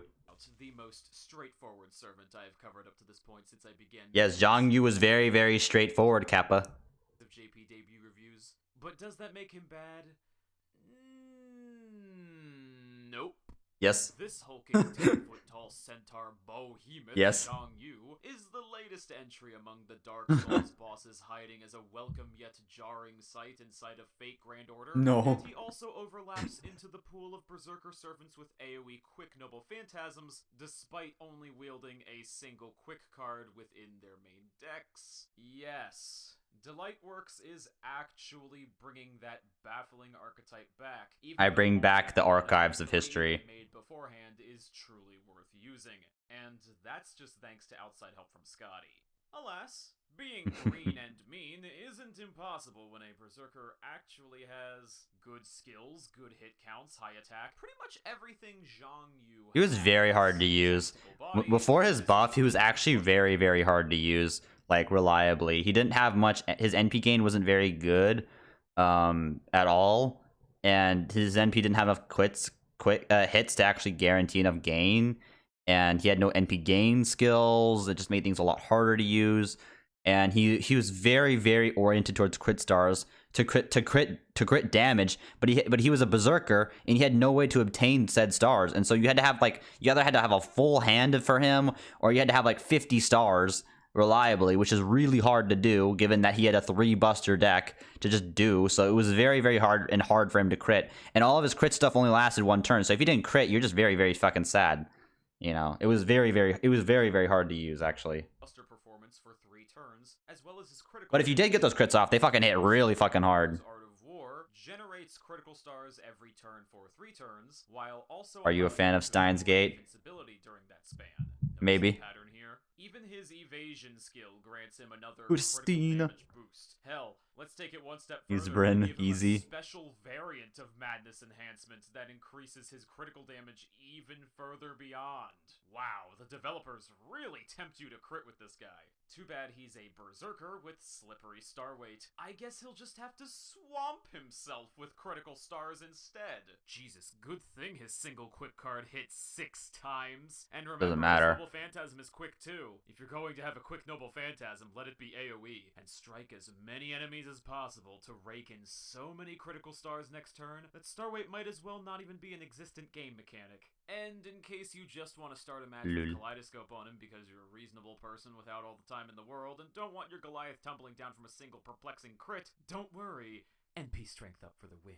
But committing such an act addresses Zhang Yu's greatest issue. His NP gain is... If nothing else, the editing was very, very good. He barely possesses I can't do that good editing. ability to increase his NP gain, and he wields In fact, I can barely do any editing. The best thing I can do for editing is fucking trimming sections of video on mine. Seriously, this holds him back from being quite as effective a farmer as his comparable counterpart, Berserker Lancelot. No, I'm not kidding. Reverse Flow of Mana, Lancelot's 3rd skill, cannot be underestimated for its defining value in helping Lancelot become the 3-turn farmer he is today, even under budgetary conditions. Up to a 100% Under budget. increased NP gain. To be fair, like, it was pretty much before the Christmas CE, it was pretty much like almost near impossible to get to Lancelot to a quick 3-turn farm. Even then, like, you know, Naya released like fucking Lancelot with the Christmas CE max level. Even then, though, the real question is that there's a very good chance Lancelot won't deal enough damage for on the second wave, especially during some events when they have like 80,000. Like, I don't know if he's able to do it with that. I don't if he was able to get enough gain from that, because sometimes he relies on overkills, and I just don't know. That's why I always go with K-Scope. It's a very, very safe option. You know, it's a whale option, but it's very, very safe for Lancelot. Just use John Archer. Hit Noble Phantasm. Oh my god, Shadow, dude. Oh god, dude. I promised you though, I'm gonna go back on my NA and roll and buy 1 pack and roll for John Archer. Ugh. Yeah, he's girls frontline. He quit FGO pretty much. I don't know why. Oh yeah, by the way, and he pretty much sold his soul to China because he's now streaming on Bilibili. Sucking China D, dude. Gotta eat that China money.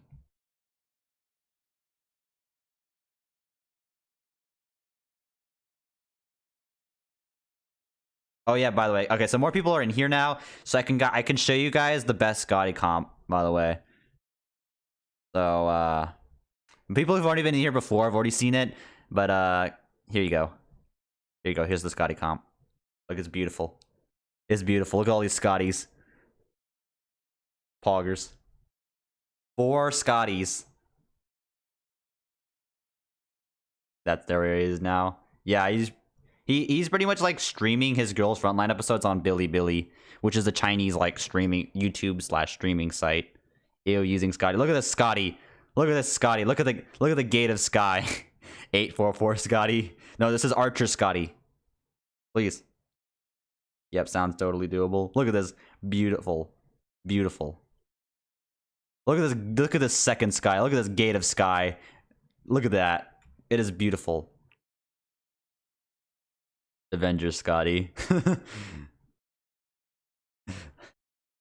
Look at this double. Look at this double Scotty Dante's cop on NA. Look at how beautiful. Could you imagine like the edit, the gate of Sky, gate of with oh, it would look very, very beautiful. At least these girls are young. Honestly, that's actually a pretty freaking nice edit for Atalante Alter, all things considered. Alrighty. I had to show it again. It's beautiful.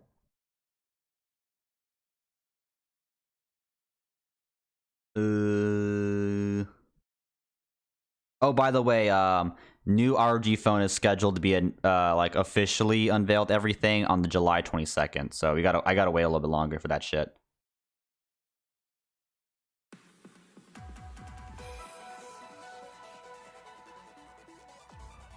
That's the 2-turn setup for the APOC EQ. Maybe. Yeah, I found it on YouTube. I put it on. I saw it from YouTube. I took a screenshot and just wanted to share it. So, my thanks to the person who made this beautiful work of art.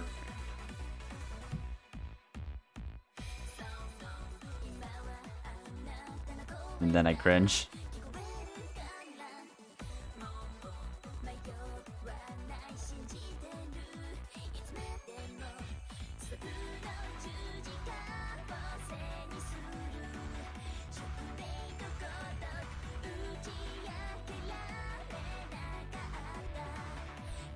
Why does Japan get so many nice VNs that we never get in the West? I blame all the normies.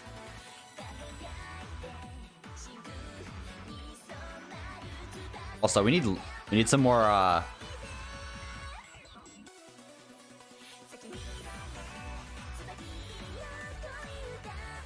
my goal though is just I've been trying to learn reverse engineering lately because I as a way of learning how to modify these VNs so I can translate them, machine translate them in game without having to use text tractor, if it's possible. Like the problem is there's just no general tool because there's so many different like engines that people use for VNs, but I can just reverse engineer manually and just get VNs translated. Except for the only hard part is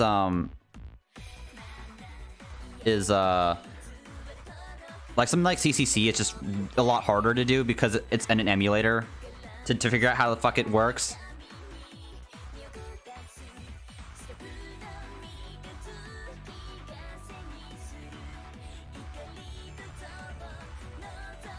So,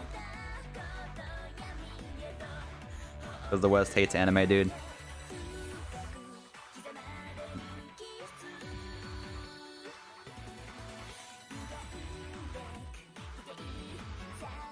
I should probably move that out of the way. I don't know why I have...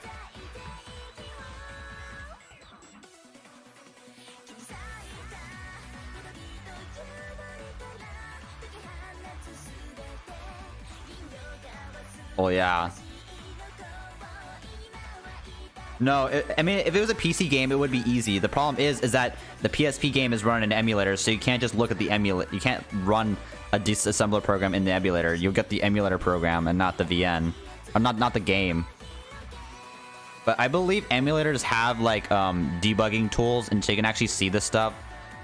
But it's just a lot harder because everything like CCC uses a specific format like that's encrypted and protected. It's a lot harder. All the shit is encrypted. It just makes it a lot more of a pain in the ass to get to the good old delectable text.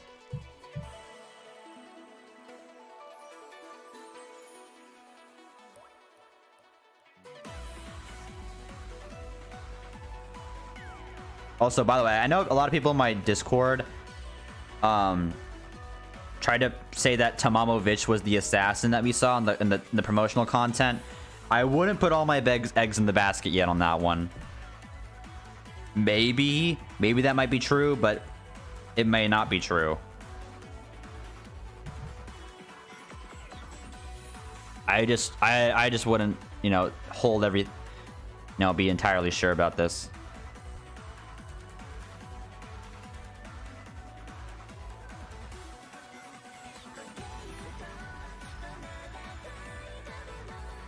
Was it giving me a run on a modern OS? It runs in actually a lot of times normal. It's a 32-bit program, and so Windows try to run in some sort of compatibility mode. It directly tries to runs like 32-bit support. I believe, I don't know, I forgot how Windows works with 32-bit programs natively, but I believe it runs it in maybe some sort of compatibility mode, because it should work.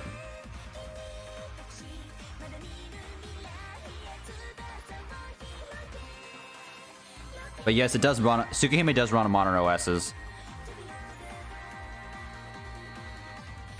You can get Tsukihime running on Windows 10, and you have to patch in the music though. For some reason, the game doesn't include the music for some reason, so you have to manually patch in music yourself. And there's tutorials about how to do this. I still just wouldn't be entirely sure.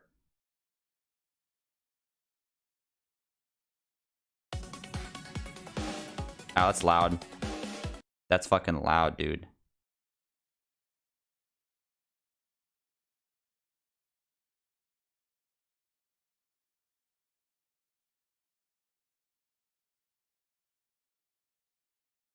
So,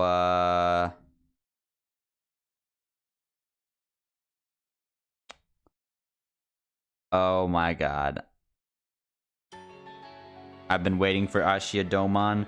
Hey man, if Ashia Domon comes on Reddit before John, can I spend a pack on her instead of John, or does it have to be John, Shadow? I mean, it's up to you, man. If you want me to roll for John, I will actually spend money for John Archer on NA. I will get the NA out, and I will fucking wail for John.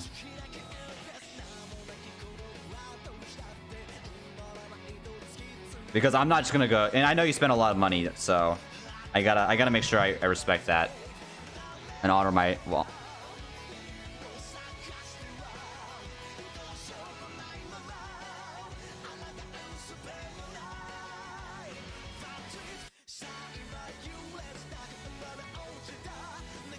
Because we could get Ashia fairly soon, maybe possibly this month. I think there's a good chance we could get it this month as a next event, but I don't know.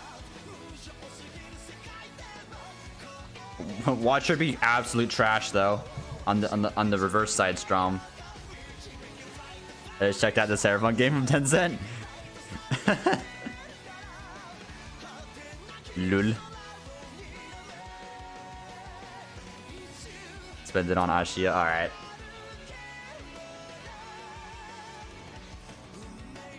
I just didn't want to, like, you know, if on NA, like, you know, I know you said like spend it on John Archer, and so I just didn't want to, you know, I need to make sure I honor that end of the bargain, and I just didn't feel like it was appropriate without asking you,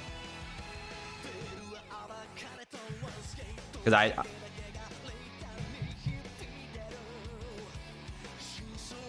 Night Cyberpunk, dude. It's actually kind of like the dolls coming to live aesthetic, but it compares so badly to Cyberpunk. You know they're trying to compete with Cyberpunk, but it's just that CD Projekt Red has everything, and they're not gonna back down to Tencent trying to buy them. They're not, because, you know, CD Projekt Red operates with integrity. That's what people like about them, and I think if Tencent bought them, it would just ruin the company's reputation, I think.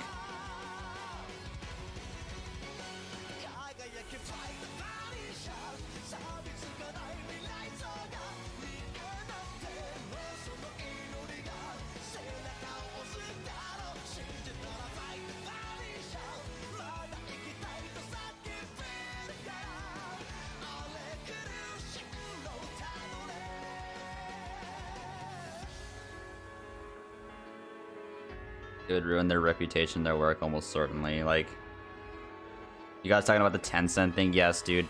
Dude, I hate Tencent with a passion. I don't like Tencent as a company.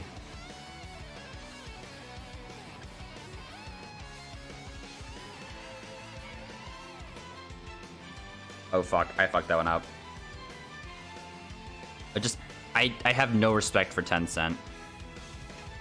All they do is wave all their money around and buy properties like Epic, Riot, you know, Path of Exile.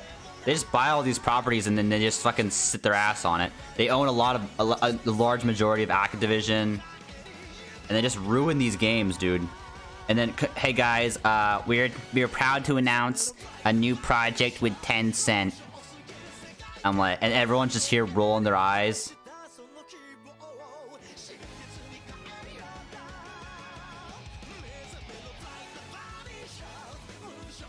I think Tencent also has been synonymous with like the mobile market, especially when they make their own games. It's not American companies' faults. I don't know at the end of the day, but I just hate it when Tencent gets involved in this shit. I hate it. Every time I see Tencent's name, I just get so mad.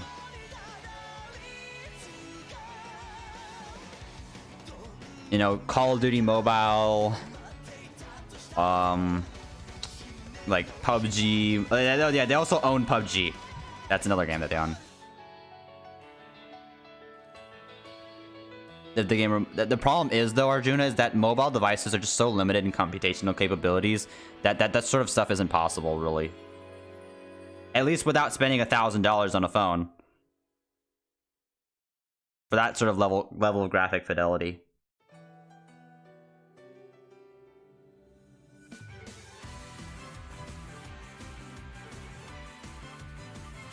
Over California right now. Wait, 10 cent over California, what do you mean?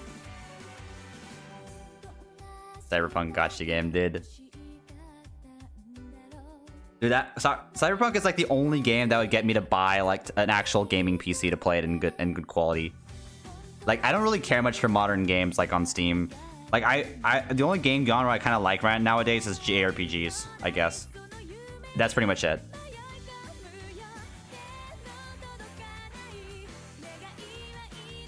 It was a Californian mess. I mean, California is not a company. It's a state. There's a difference.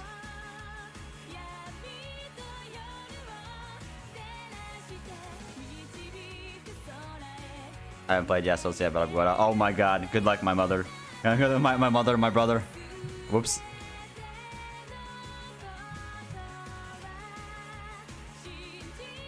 I still haven't spoiled anything for myself. You poor soul. You poor soul, dude. Dude, quit while you're ahead.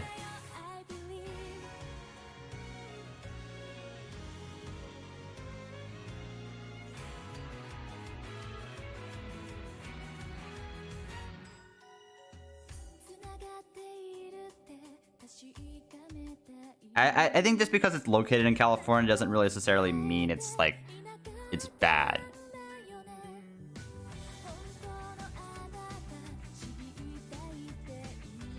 They don't have to be located in California for them to be bought by Tencent.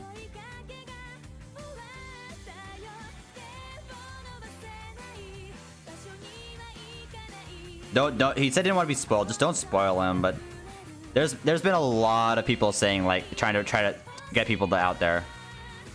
But the Sony Ethics Board will ban any animated city. Okay, that's a Sony. I think that's actually a Sony Japan thing.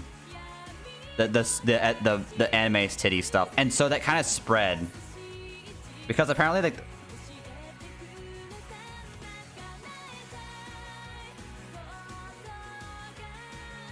I know a lot of, like, the leak came out and it ended up, okay, I'm not gonna lie, the leaks were pretty much all true, and it was just, oh, why?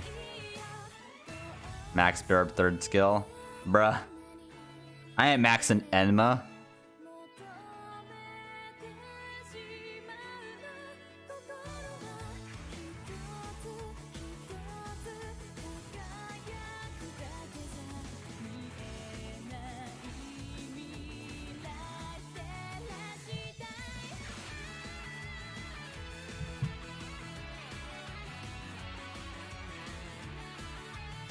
Also, dude, they fucking okay. So this is a while ago. Most people here probably don't care about this, but in like Hearthstone, to appeal to the Chinese audience, they changed art on a bunch of cards. And everyone was like, what the fuck? And they offered players like no sort of compensation. And most of these changes, everyone felt like were just changes just to appease the Chinese client, the Chinese audience, the Chinese government. I'm like, they changed all of this artwork. I'm like, why? They changed the art of fucking Succubus to be this stupid piece of Actually, they changed it entirely. They changed the card art entirely. The effect was still the same, but it was no longer called Succubus.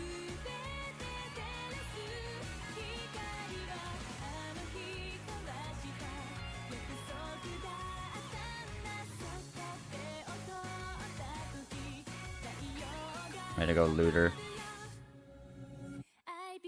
Dude, the Chinese censorship has gotten so bad, it's spreading into Western culture. Oh, guys, you guys can't say this in the United States because China doesn't like it.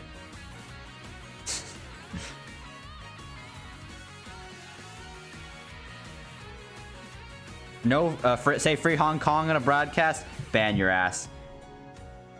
No more free speech because we gotta get that China money.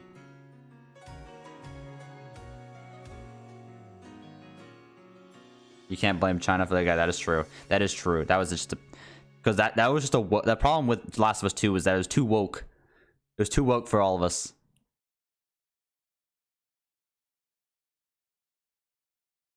I mean, wait a minute. The West is busy canceling itself, dude.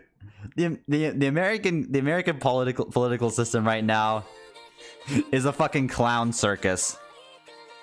You have the head clown, but then you don't, and everyone else is just the rest of the circus. I'm not taking a side here. I'm just saying everyone's fucking retarded. And nobody can compromise. There's absolutely no compromise with today's politics.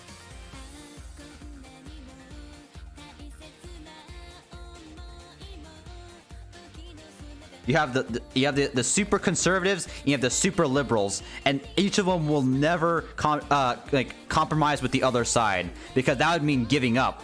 And so things never get done, or something happens that's good, and then that's good, and then that's like a good middle ground, and then like later on it just gets like overturned or some bullshit. Like in pretty much all branches of government, it's this way. Yes.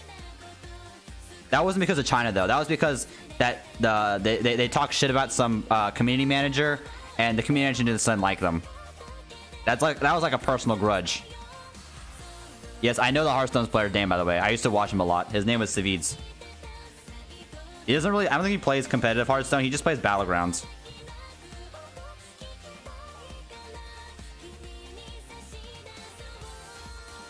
But I don't know, man. Just the whole world's just gone shit, and the whole political system is just stupid.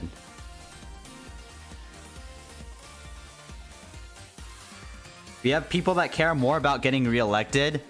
No, not saying any names. We have people that care more about reelected than the current crisis that's plaguing America right now. God forbid, there's so many people dying, and you know we need better handling of the COVID situation. But no, I gotta be reelected. I gotta intend up. No, yeah, that's going way too deep. I end up all of it seems getting weirder. I just have so many issues with things lately. It's like this country is run by a circus. America, the world raiser. Mostly America, but technically the world. There is so much shit going on in America right now. You know, stupid liberals, stupid conservatives, just a bunch of stupid people. We're not the land of the free anymore. We're the land of the stupid.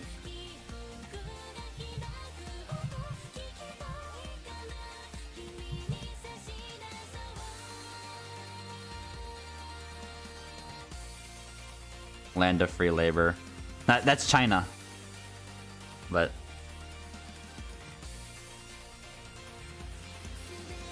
stop now while you're in bed. I don't know. I've just been so done with everything going on lately in the news. Doesn't matter.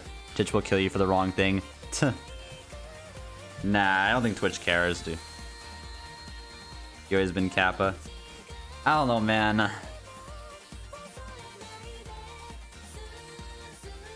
The fate of the economy is the fate of my fucking gacha because the exchange rates matter. And I don't want exchange rates to go to fucking for one pack to be 90 cent quartz, okay? $90, okay? This is a crisis, okay? This is why I have to get into economics. Because the Saint Quartz exchange rate, it fucks me over. Yeah, that is true. It's very true. Exactly. Okay, this is why. You know, remember when the government got shut down? Dude, the Saint Quartz was the exchange rate then was awful. And so like I had to spend like $87 for like a pack at the worst, during the worst of it. Like that was the worst. For a pack, like if I'm really lucky, it's around $82. Like it's during a really good period. Now it's around 84 on JP. It's around $84, $85. COVID is bombing everyone's economy. Yeah, but you know, Japan is doing a lot better now, which means NA gets a lot more fucked when it comes to exchange rates. If this really matters if you play JP though, and if you're a whale on JP, this definitely matters to you. If you plan on buying 10 packs, like a $2 difference can mean $20. Dude, you can buy so much stuff at $20.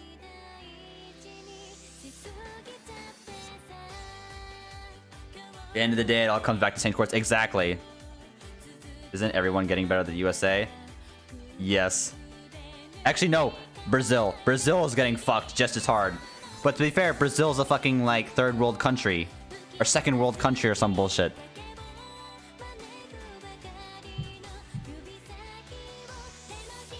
We see Giddy as Beast form in the movies. I have no idea. On a date, IRL or a 2D waifu. Dude, 2D waifus.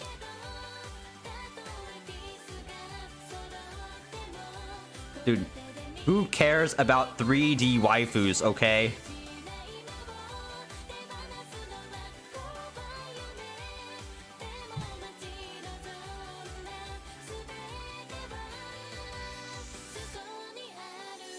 Because unlike a 2D waifu, 3D waifus complain and bitch, and you have to spend a lot more money on them.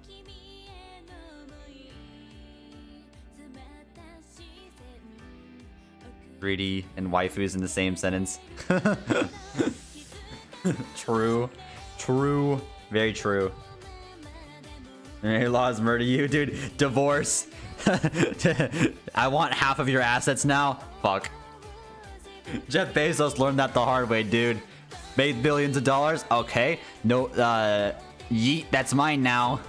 I divorced you. Half the assets are mine. Thanks for the $1 billion. For the $2 billion.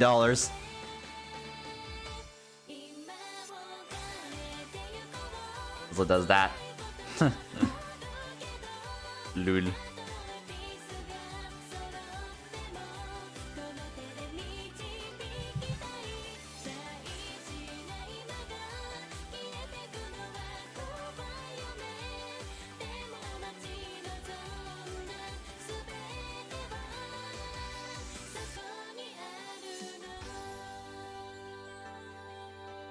I don't know, man.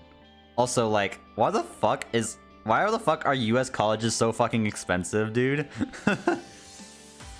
Luckily, I have a scholarship and I had savings, so I never had to pay. I don't have to take out any loans for my education. But Jesus Christ, dude. And it just gets worse. Like, it's just funny that like these student loans are actually can never be forgiven by bankruptcy or anything like that.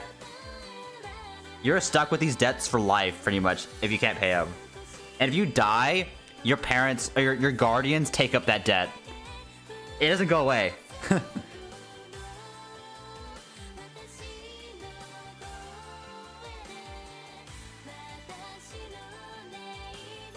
Yo, Folsom, are you gonna be my lawyer? I'll pay you insane quartz.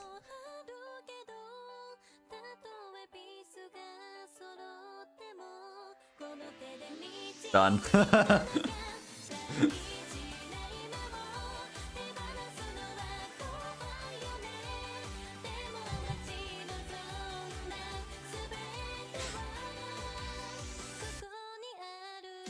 Even worse, shirt. You're potentially entitled to half your assets. Dude, fucking, okay, remember like the Alinea thing in Canada, dude, who literally admitted to committing marriage fraud on stream and suffered no consequences?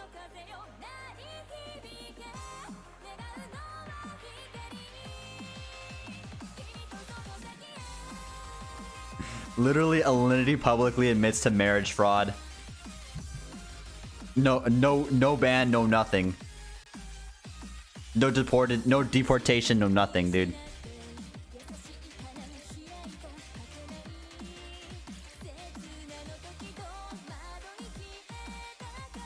It's actually hilarious, dude. Also, I was kind of thinking, guys, so what do you guys think about like a Saturday coding and Sunday VN stream? Something that's not FGO. I don't know. I'm not sure most of you guys won't watch it, but you know, I was just kind of thinking about doing something different and maybe something productive. Instead of playing FGO and having my brain rot.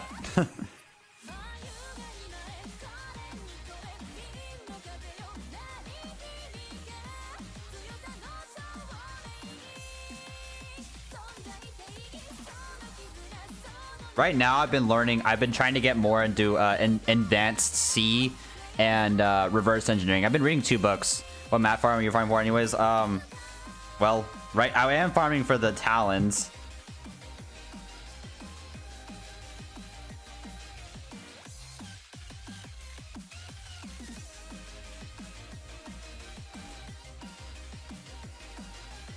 Oh wait, whoops, I didn't mean to do that one. We still need to play the VN, and so someone actually used the points to make me play Utare Waremono. I think that's what it's called. Utare Waremono. But I kind of also wanted to play Tales, the Trails series. I have Trails of the Sky 1, 2, 3, and I have Trails of the Cold Steel 1, 1, 2. I haven't played any of them. So I was thinking about trying to play those maybe.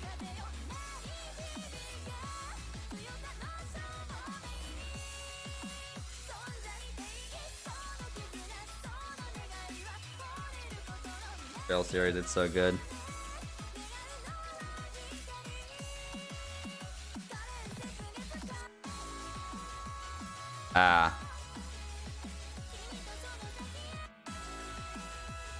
So but I heard very good things about the Trail series. Also, do you guys know if YS is good? Yes. Because I was thinking about buying it during the sale, as well as getting Cold Steel 3. I may as well, you know, while it's on sale. Like, did you guys recommend it if you guys played it?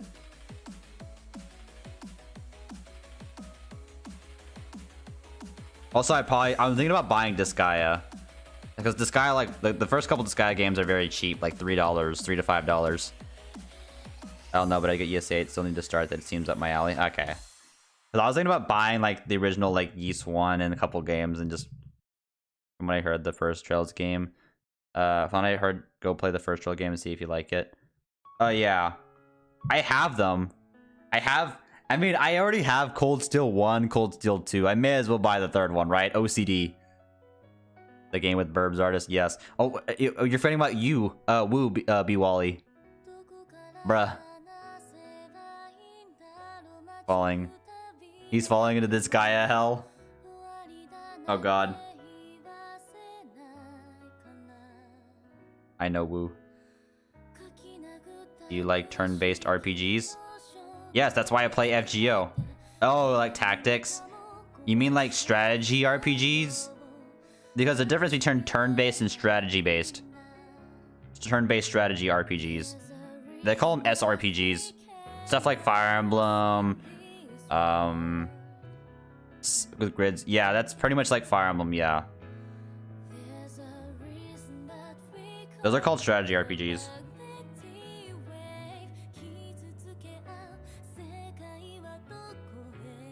I play Kamidori, the best strategy RPG. Whoever says that Kamidori is not the best strategy turn-based strategy RPG of all time needs to play that game. Is living under a rock. Fuck Fire Emblem, Three Houses. Go play Kamidori and you'll experience real culture. Well, strategy RPGs mean something like Fire Emblem, means something like Valkyria Chronicles to some extent, as well. Tactics. This guy, yeah. This guy is strategy. I know this guy is a strategy RPG.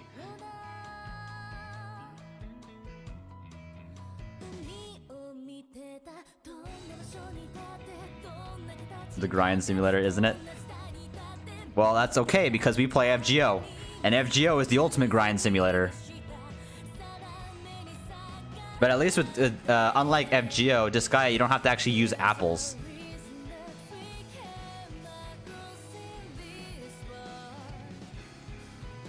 Isn't FGO just a glorified slot machine? Isn't life just a glorified slot machine? Asking the real questions. Isn't life just a glorified slot machine?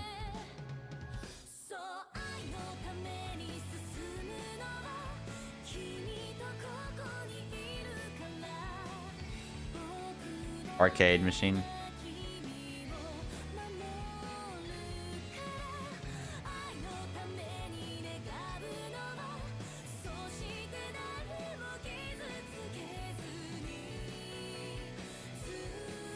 Just sell your soul to grind hell.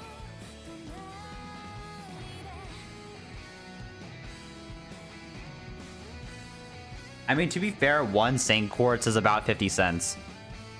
If you always buy the best value pack, which is the biggest one, obviously. One Saint Quartz is about 50 cents, and $1 is about 2 Saint Quartz. People who say like, oh, it's cost, you know, Saint Quartz it's $1 a Saint Quartz is bullshitting you, because no one actually buys the one Saint Quartz pack for $1. Nobody buys that. Nobody.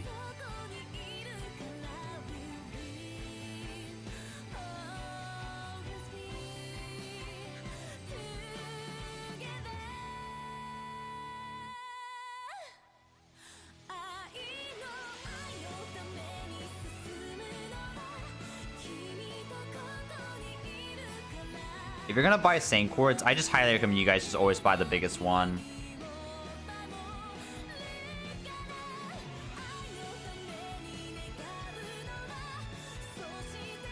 I always think about stuff in Saint Quartz values. Like that phone is about $1,000, but that's also 2,000 Saint Quartz. So, decisions.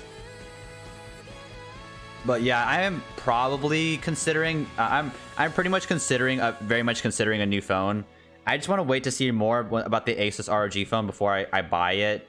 But I'm probably gonna pick it up in July.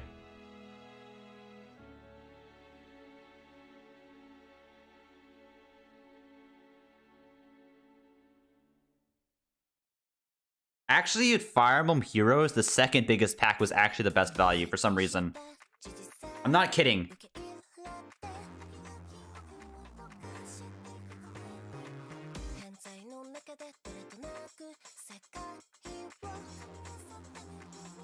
It was crazy. The second best pack was the best. When Fire Emblem Heroes came out, dude. Everyone bought the second biggest pack.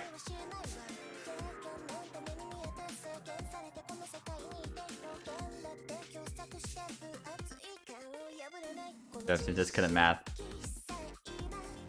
Make the final pack shit. Honestly, like, it would definitely make my streams better, actually, Memer. Because there's actually a bug in the engine which allows you to enable 60 FPS in the game. I'm not sure if most people are aware of how that works.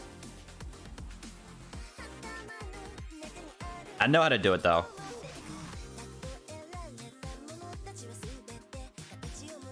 So without modifying the APK, isn't that ban potential? Nope, you're not modifying the code. You're just using a bug. It's not even traceable, by the way, Memer. It's just a bug. You're not modifying any code, and you're just exploiting a bug, and it's not even traceable. Like I said, because you know, what if someone just said, "Oh, I just had 120 hertz. I just changed 120 hertz." You know, that's not real, because you could just say, "Oh, I didn't know." And that stuff doesn't really even be traced anyway. The game crashes.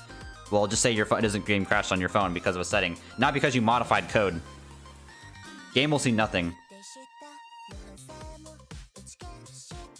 It'd probably be a crash on Unity side, not even FGO. If it did crash, but I doubt it wouldn't. Wait, what are you streaming on, FGO, right now? I'm streaming on a OnePlus 7 Pro. There's no way to enable 60 FPS on this phone because it has a 90 hertz.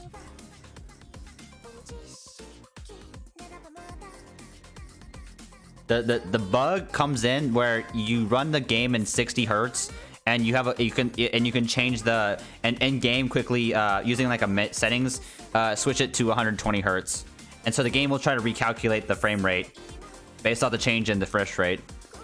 And so if it's 60 and goes to 120, that means it'll be 60 FPS. 30 times the current frame rate times the new refresh rate over the old refresh rate. So 30 times 120 over 60 is 60.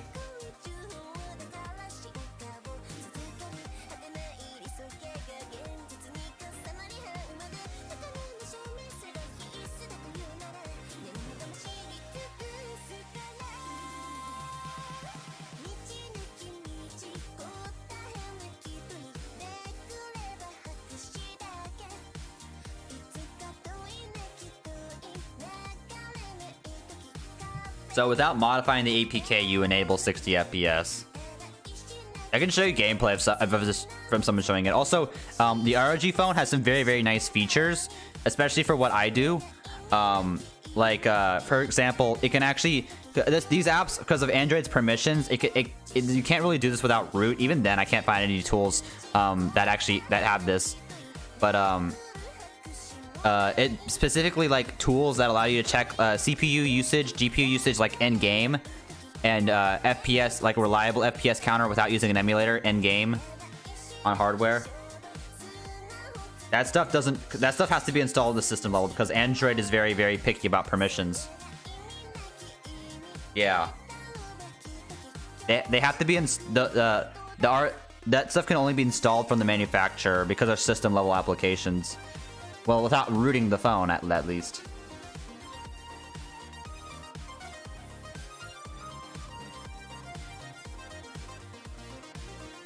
And to be fair, the ROG phone has like probably the best processor on the market right now. When the ROG phone 3, sorry, when it comes out, because it has an overclocked 865 chip. So it technically will be the best. Yeah.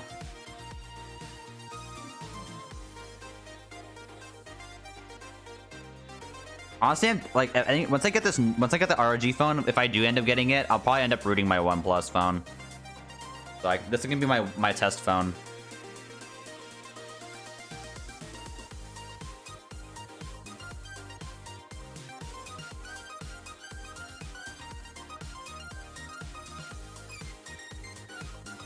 Probably anniversary. It happened on anniversary last year on JP.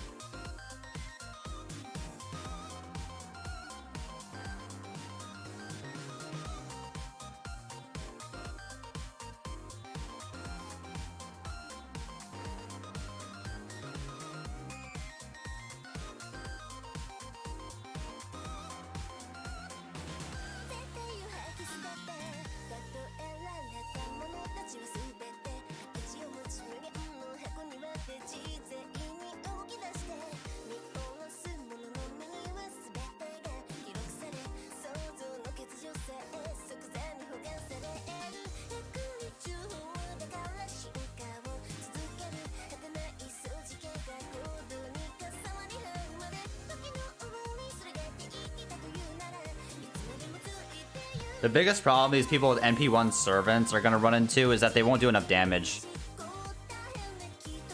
And if you can't 3-turn with the Scotty comp, like if you can't, you're fucked. The biggest part was when they realized wave 2 just has way too many high HP enemies for them. You know, when they get to 100k HP enemies, and they're like, oh shit, my MP1 servant doesn't deal enough damage for this. And they realize Scotty's system pretty much falls apart after that point.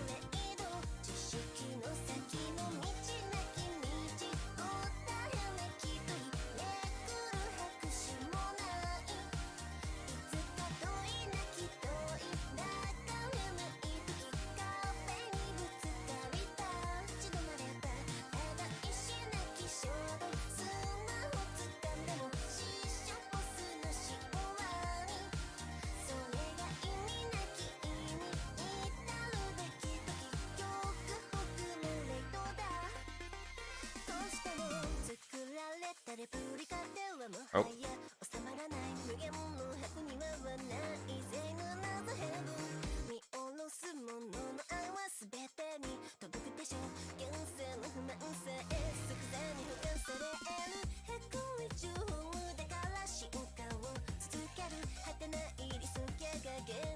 I don't know, dude. Your best is good at mine, dude.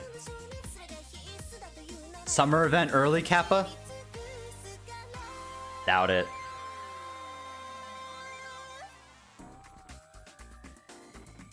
I like the Tales series. Dude, I tried playing Tales, I just didn't like it.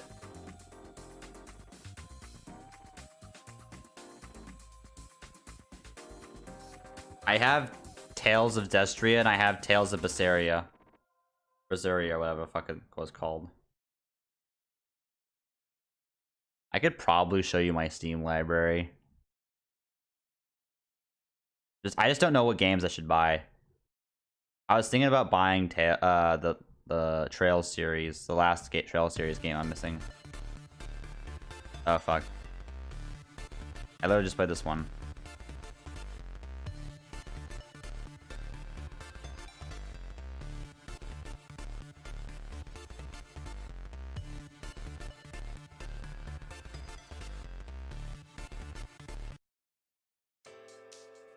Also, what the fuck? This is the same song.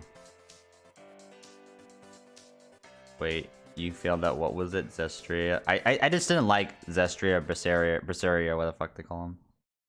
What if they try to make you stay up at 7 for a stream while to be Heaven's Feel campaign? I doubt it's gonna be Heaven's Feel campaign. That's just gonna happen. It's gonna be in August when the movie's closer to launch.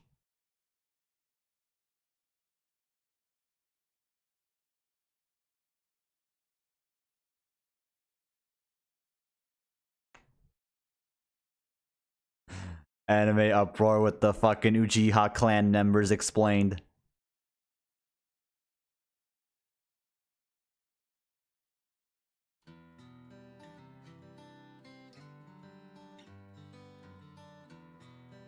Hey guys, why can't we all live in an anime?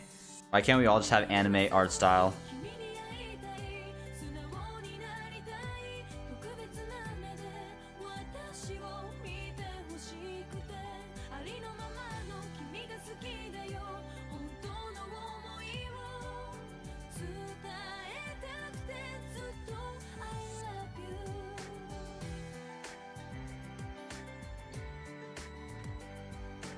Dude, what do you think FGO is? Kitashan? Come on.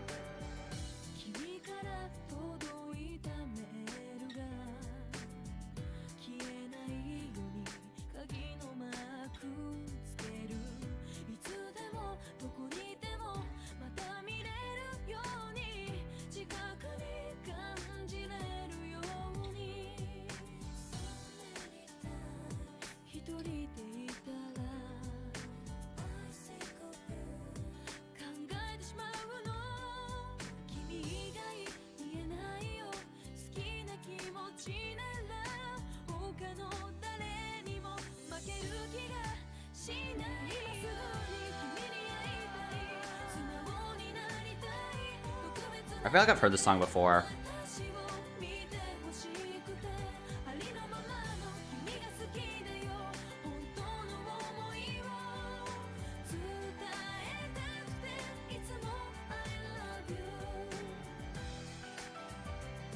Repo witch bitch regardless.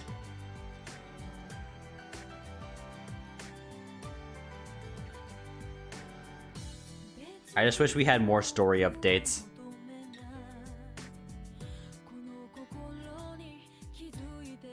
Like, you can't just leave us on a cliffhanger like that, dude.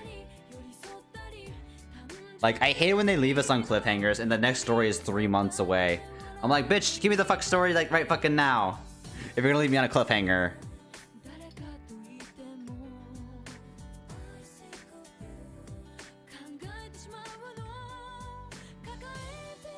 Like, how would you imagine, like, people, like, after, like, after, like, America with, like, when, Mash, like, kind of, like, falls unconscious, like, blood. Like, they're like, what the fuck? And, like, the next chapter is, like, for, like, another, like, 3 months. And people just sitting there, like, twiddling their thumbs. I'm like, what the fuck happened to Mash? I guess that was next for JP. Nah, I had no idea, man. I have no idea.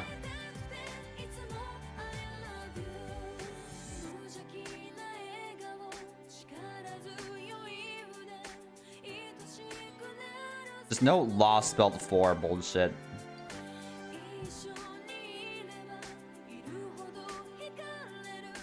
Stop rerunning events. Just stop. Stop. Please. Please. Just put them in fucking main interlude. I don't know why they're so butthurt about things. Like, how hard is it for them to download the data or some shit?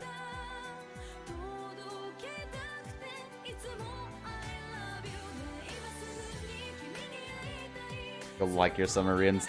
Dude, 3 weeks? Like, if you didn't like the summer event, well, too bad. You gotta wait 3 weeks. You have to go through this event for 3 weeks. Bitch. We literally have 1 main interlude. It's been like 6 months, and we pretty much only had 1 interlude. 1 main interlude. And they never touched it, ever. Hey guys, we promised to add more interludes to main interlude, by the way, Keppa. And it was during a download campaign. It was the Christmas 2017 event for JP, or last year's Christmas event for NA, the one with Arish. It's the only one they've ever added, ever.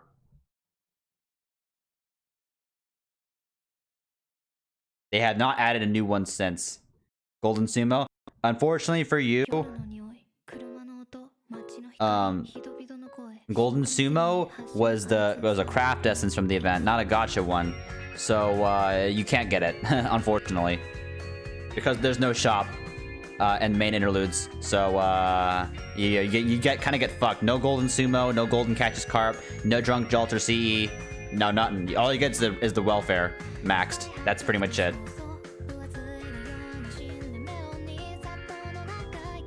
No mats, no nothing. Just unit. It's just the main story too.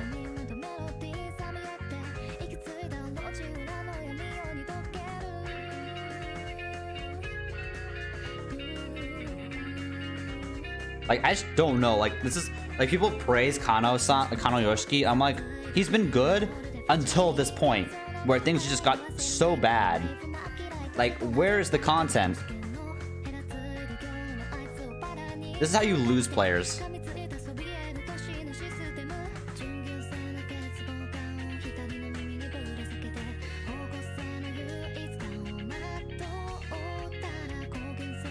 This side players lose interest. You know, you don't release anything.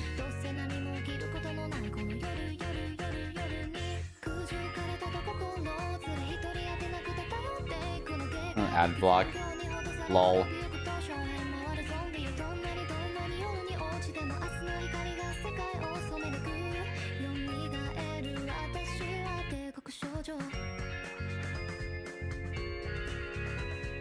Wait, really? Did Granblue really ban people for ad block?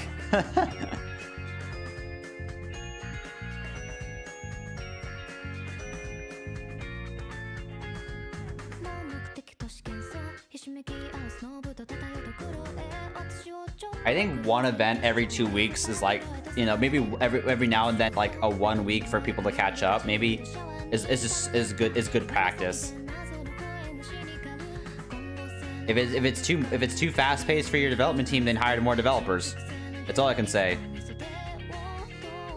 Or at least give incentives for players to continue playing the game during dead time. Right, other benefits. There's different ways to go through this. But FGO is like, I'm too popular for this shit. You know, it's like it thinks it's too popular for them to implement like basic features. Or, you know, they implement features, but they're not even what people have been asking about. They're not even listening. They're like, just, hey guys, do you guys remember about adding terminal? Like these are features like almost nobody asked for. Nobody, no player, no like longtime player ever asked for a terminal button ever. There needs to be more modes, honestly, too. Yeah, I think you're right, Strong. There needs to be more added to Chaldia, like the Chaldia gate, not just dailies and interludes and strengthenings. There should be more features added. And I really hope. I have some very high hopes for the anniversary to make announcements like these, like, you know, adding new different types of content to the game that players can play.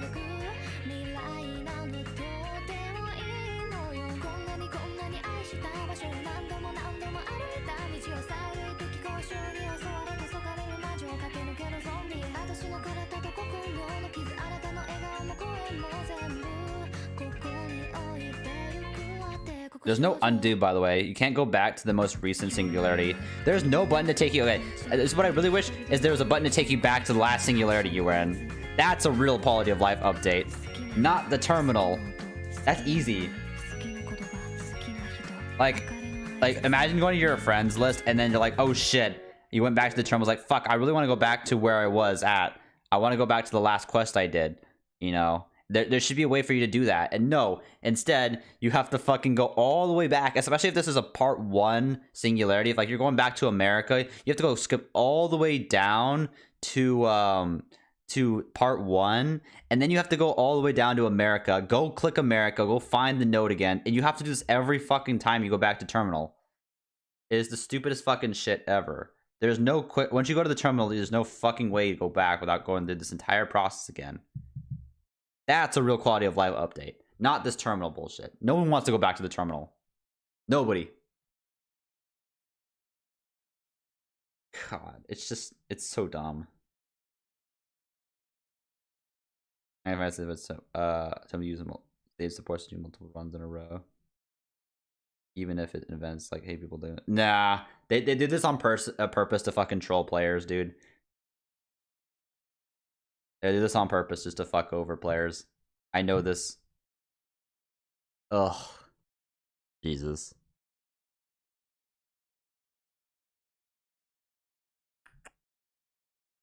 Alright.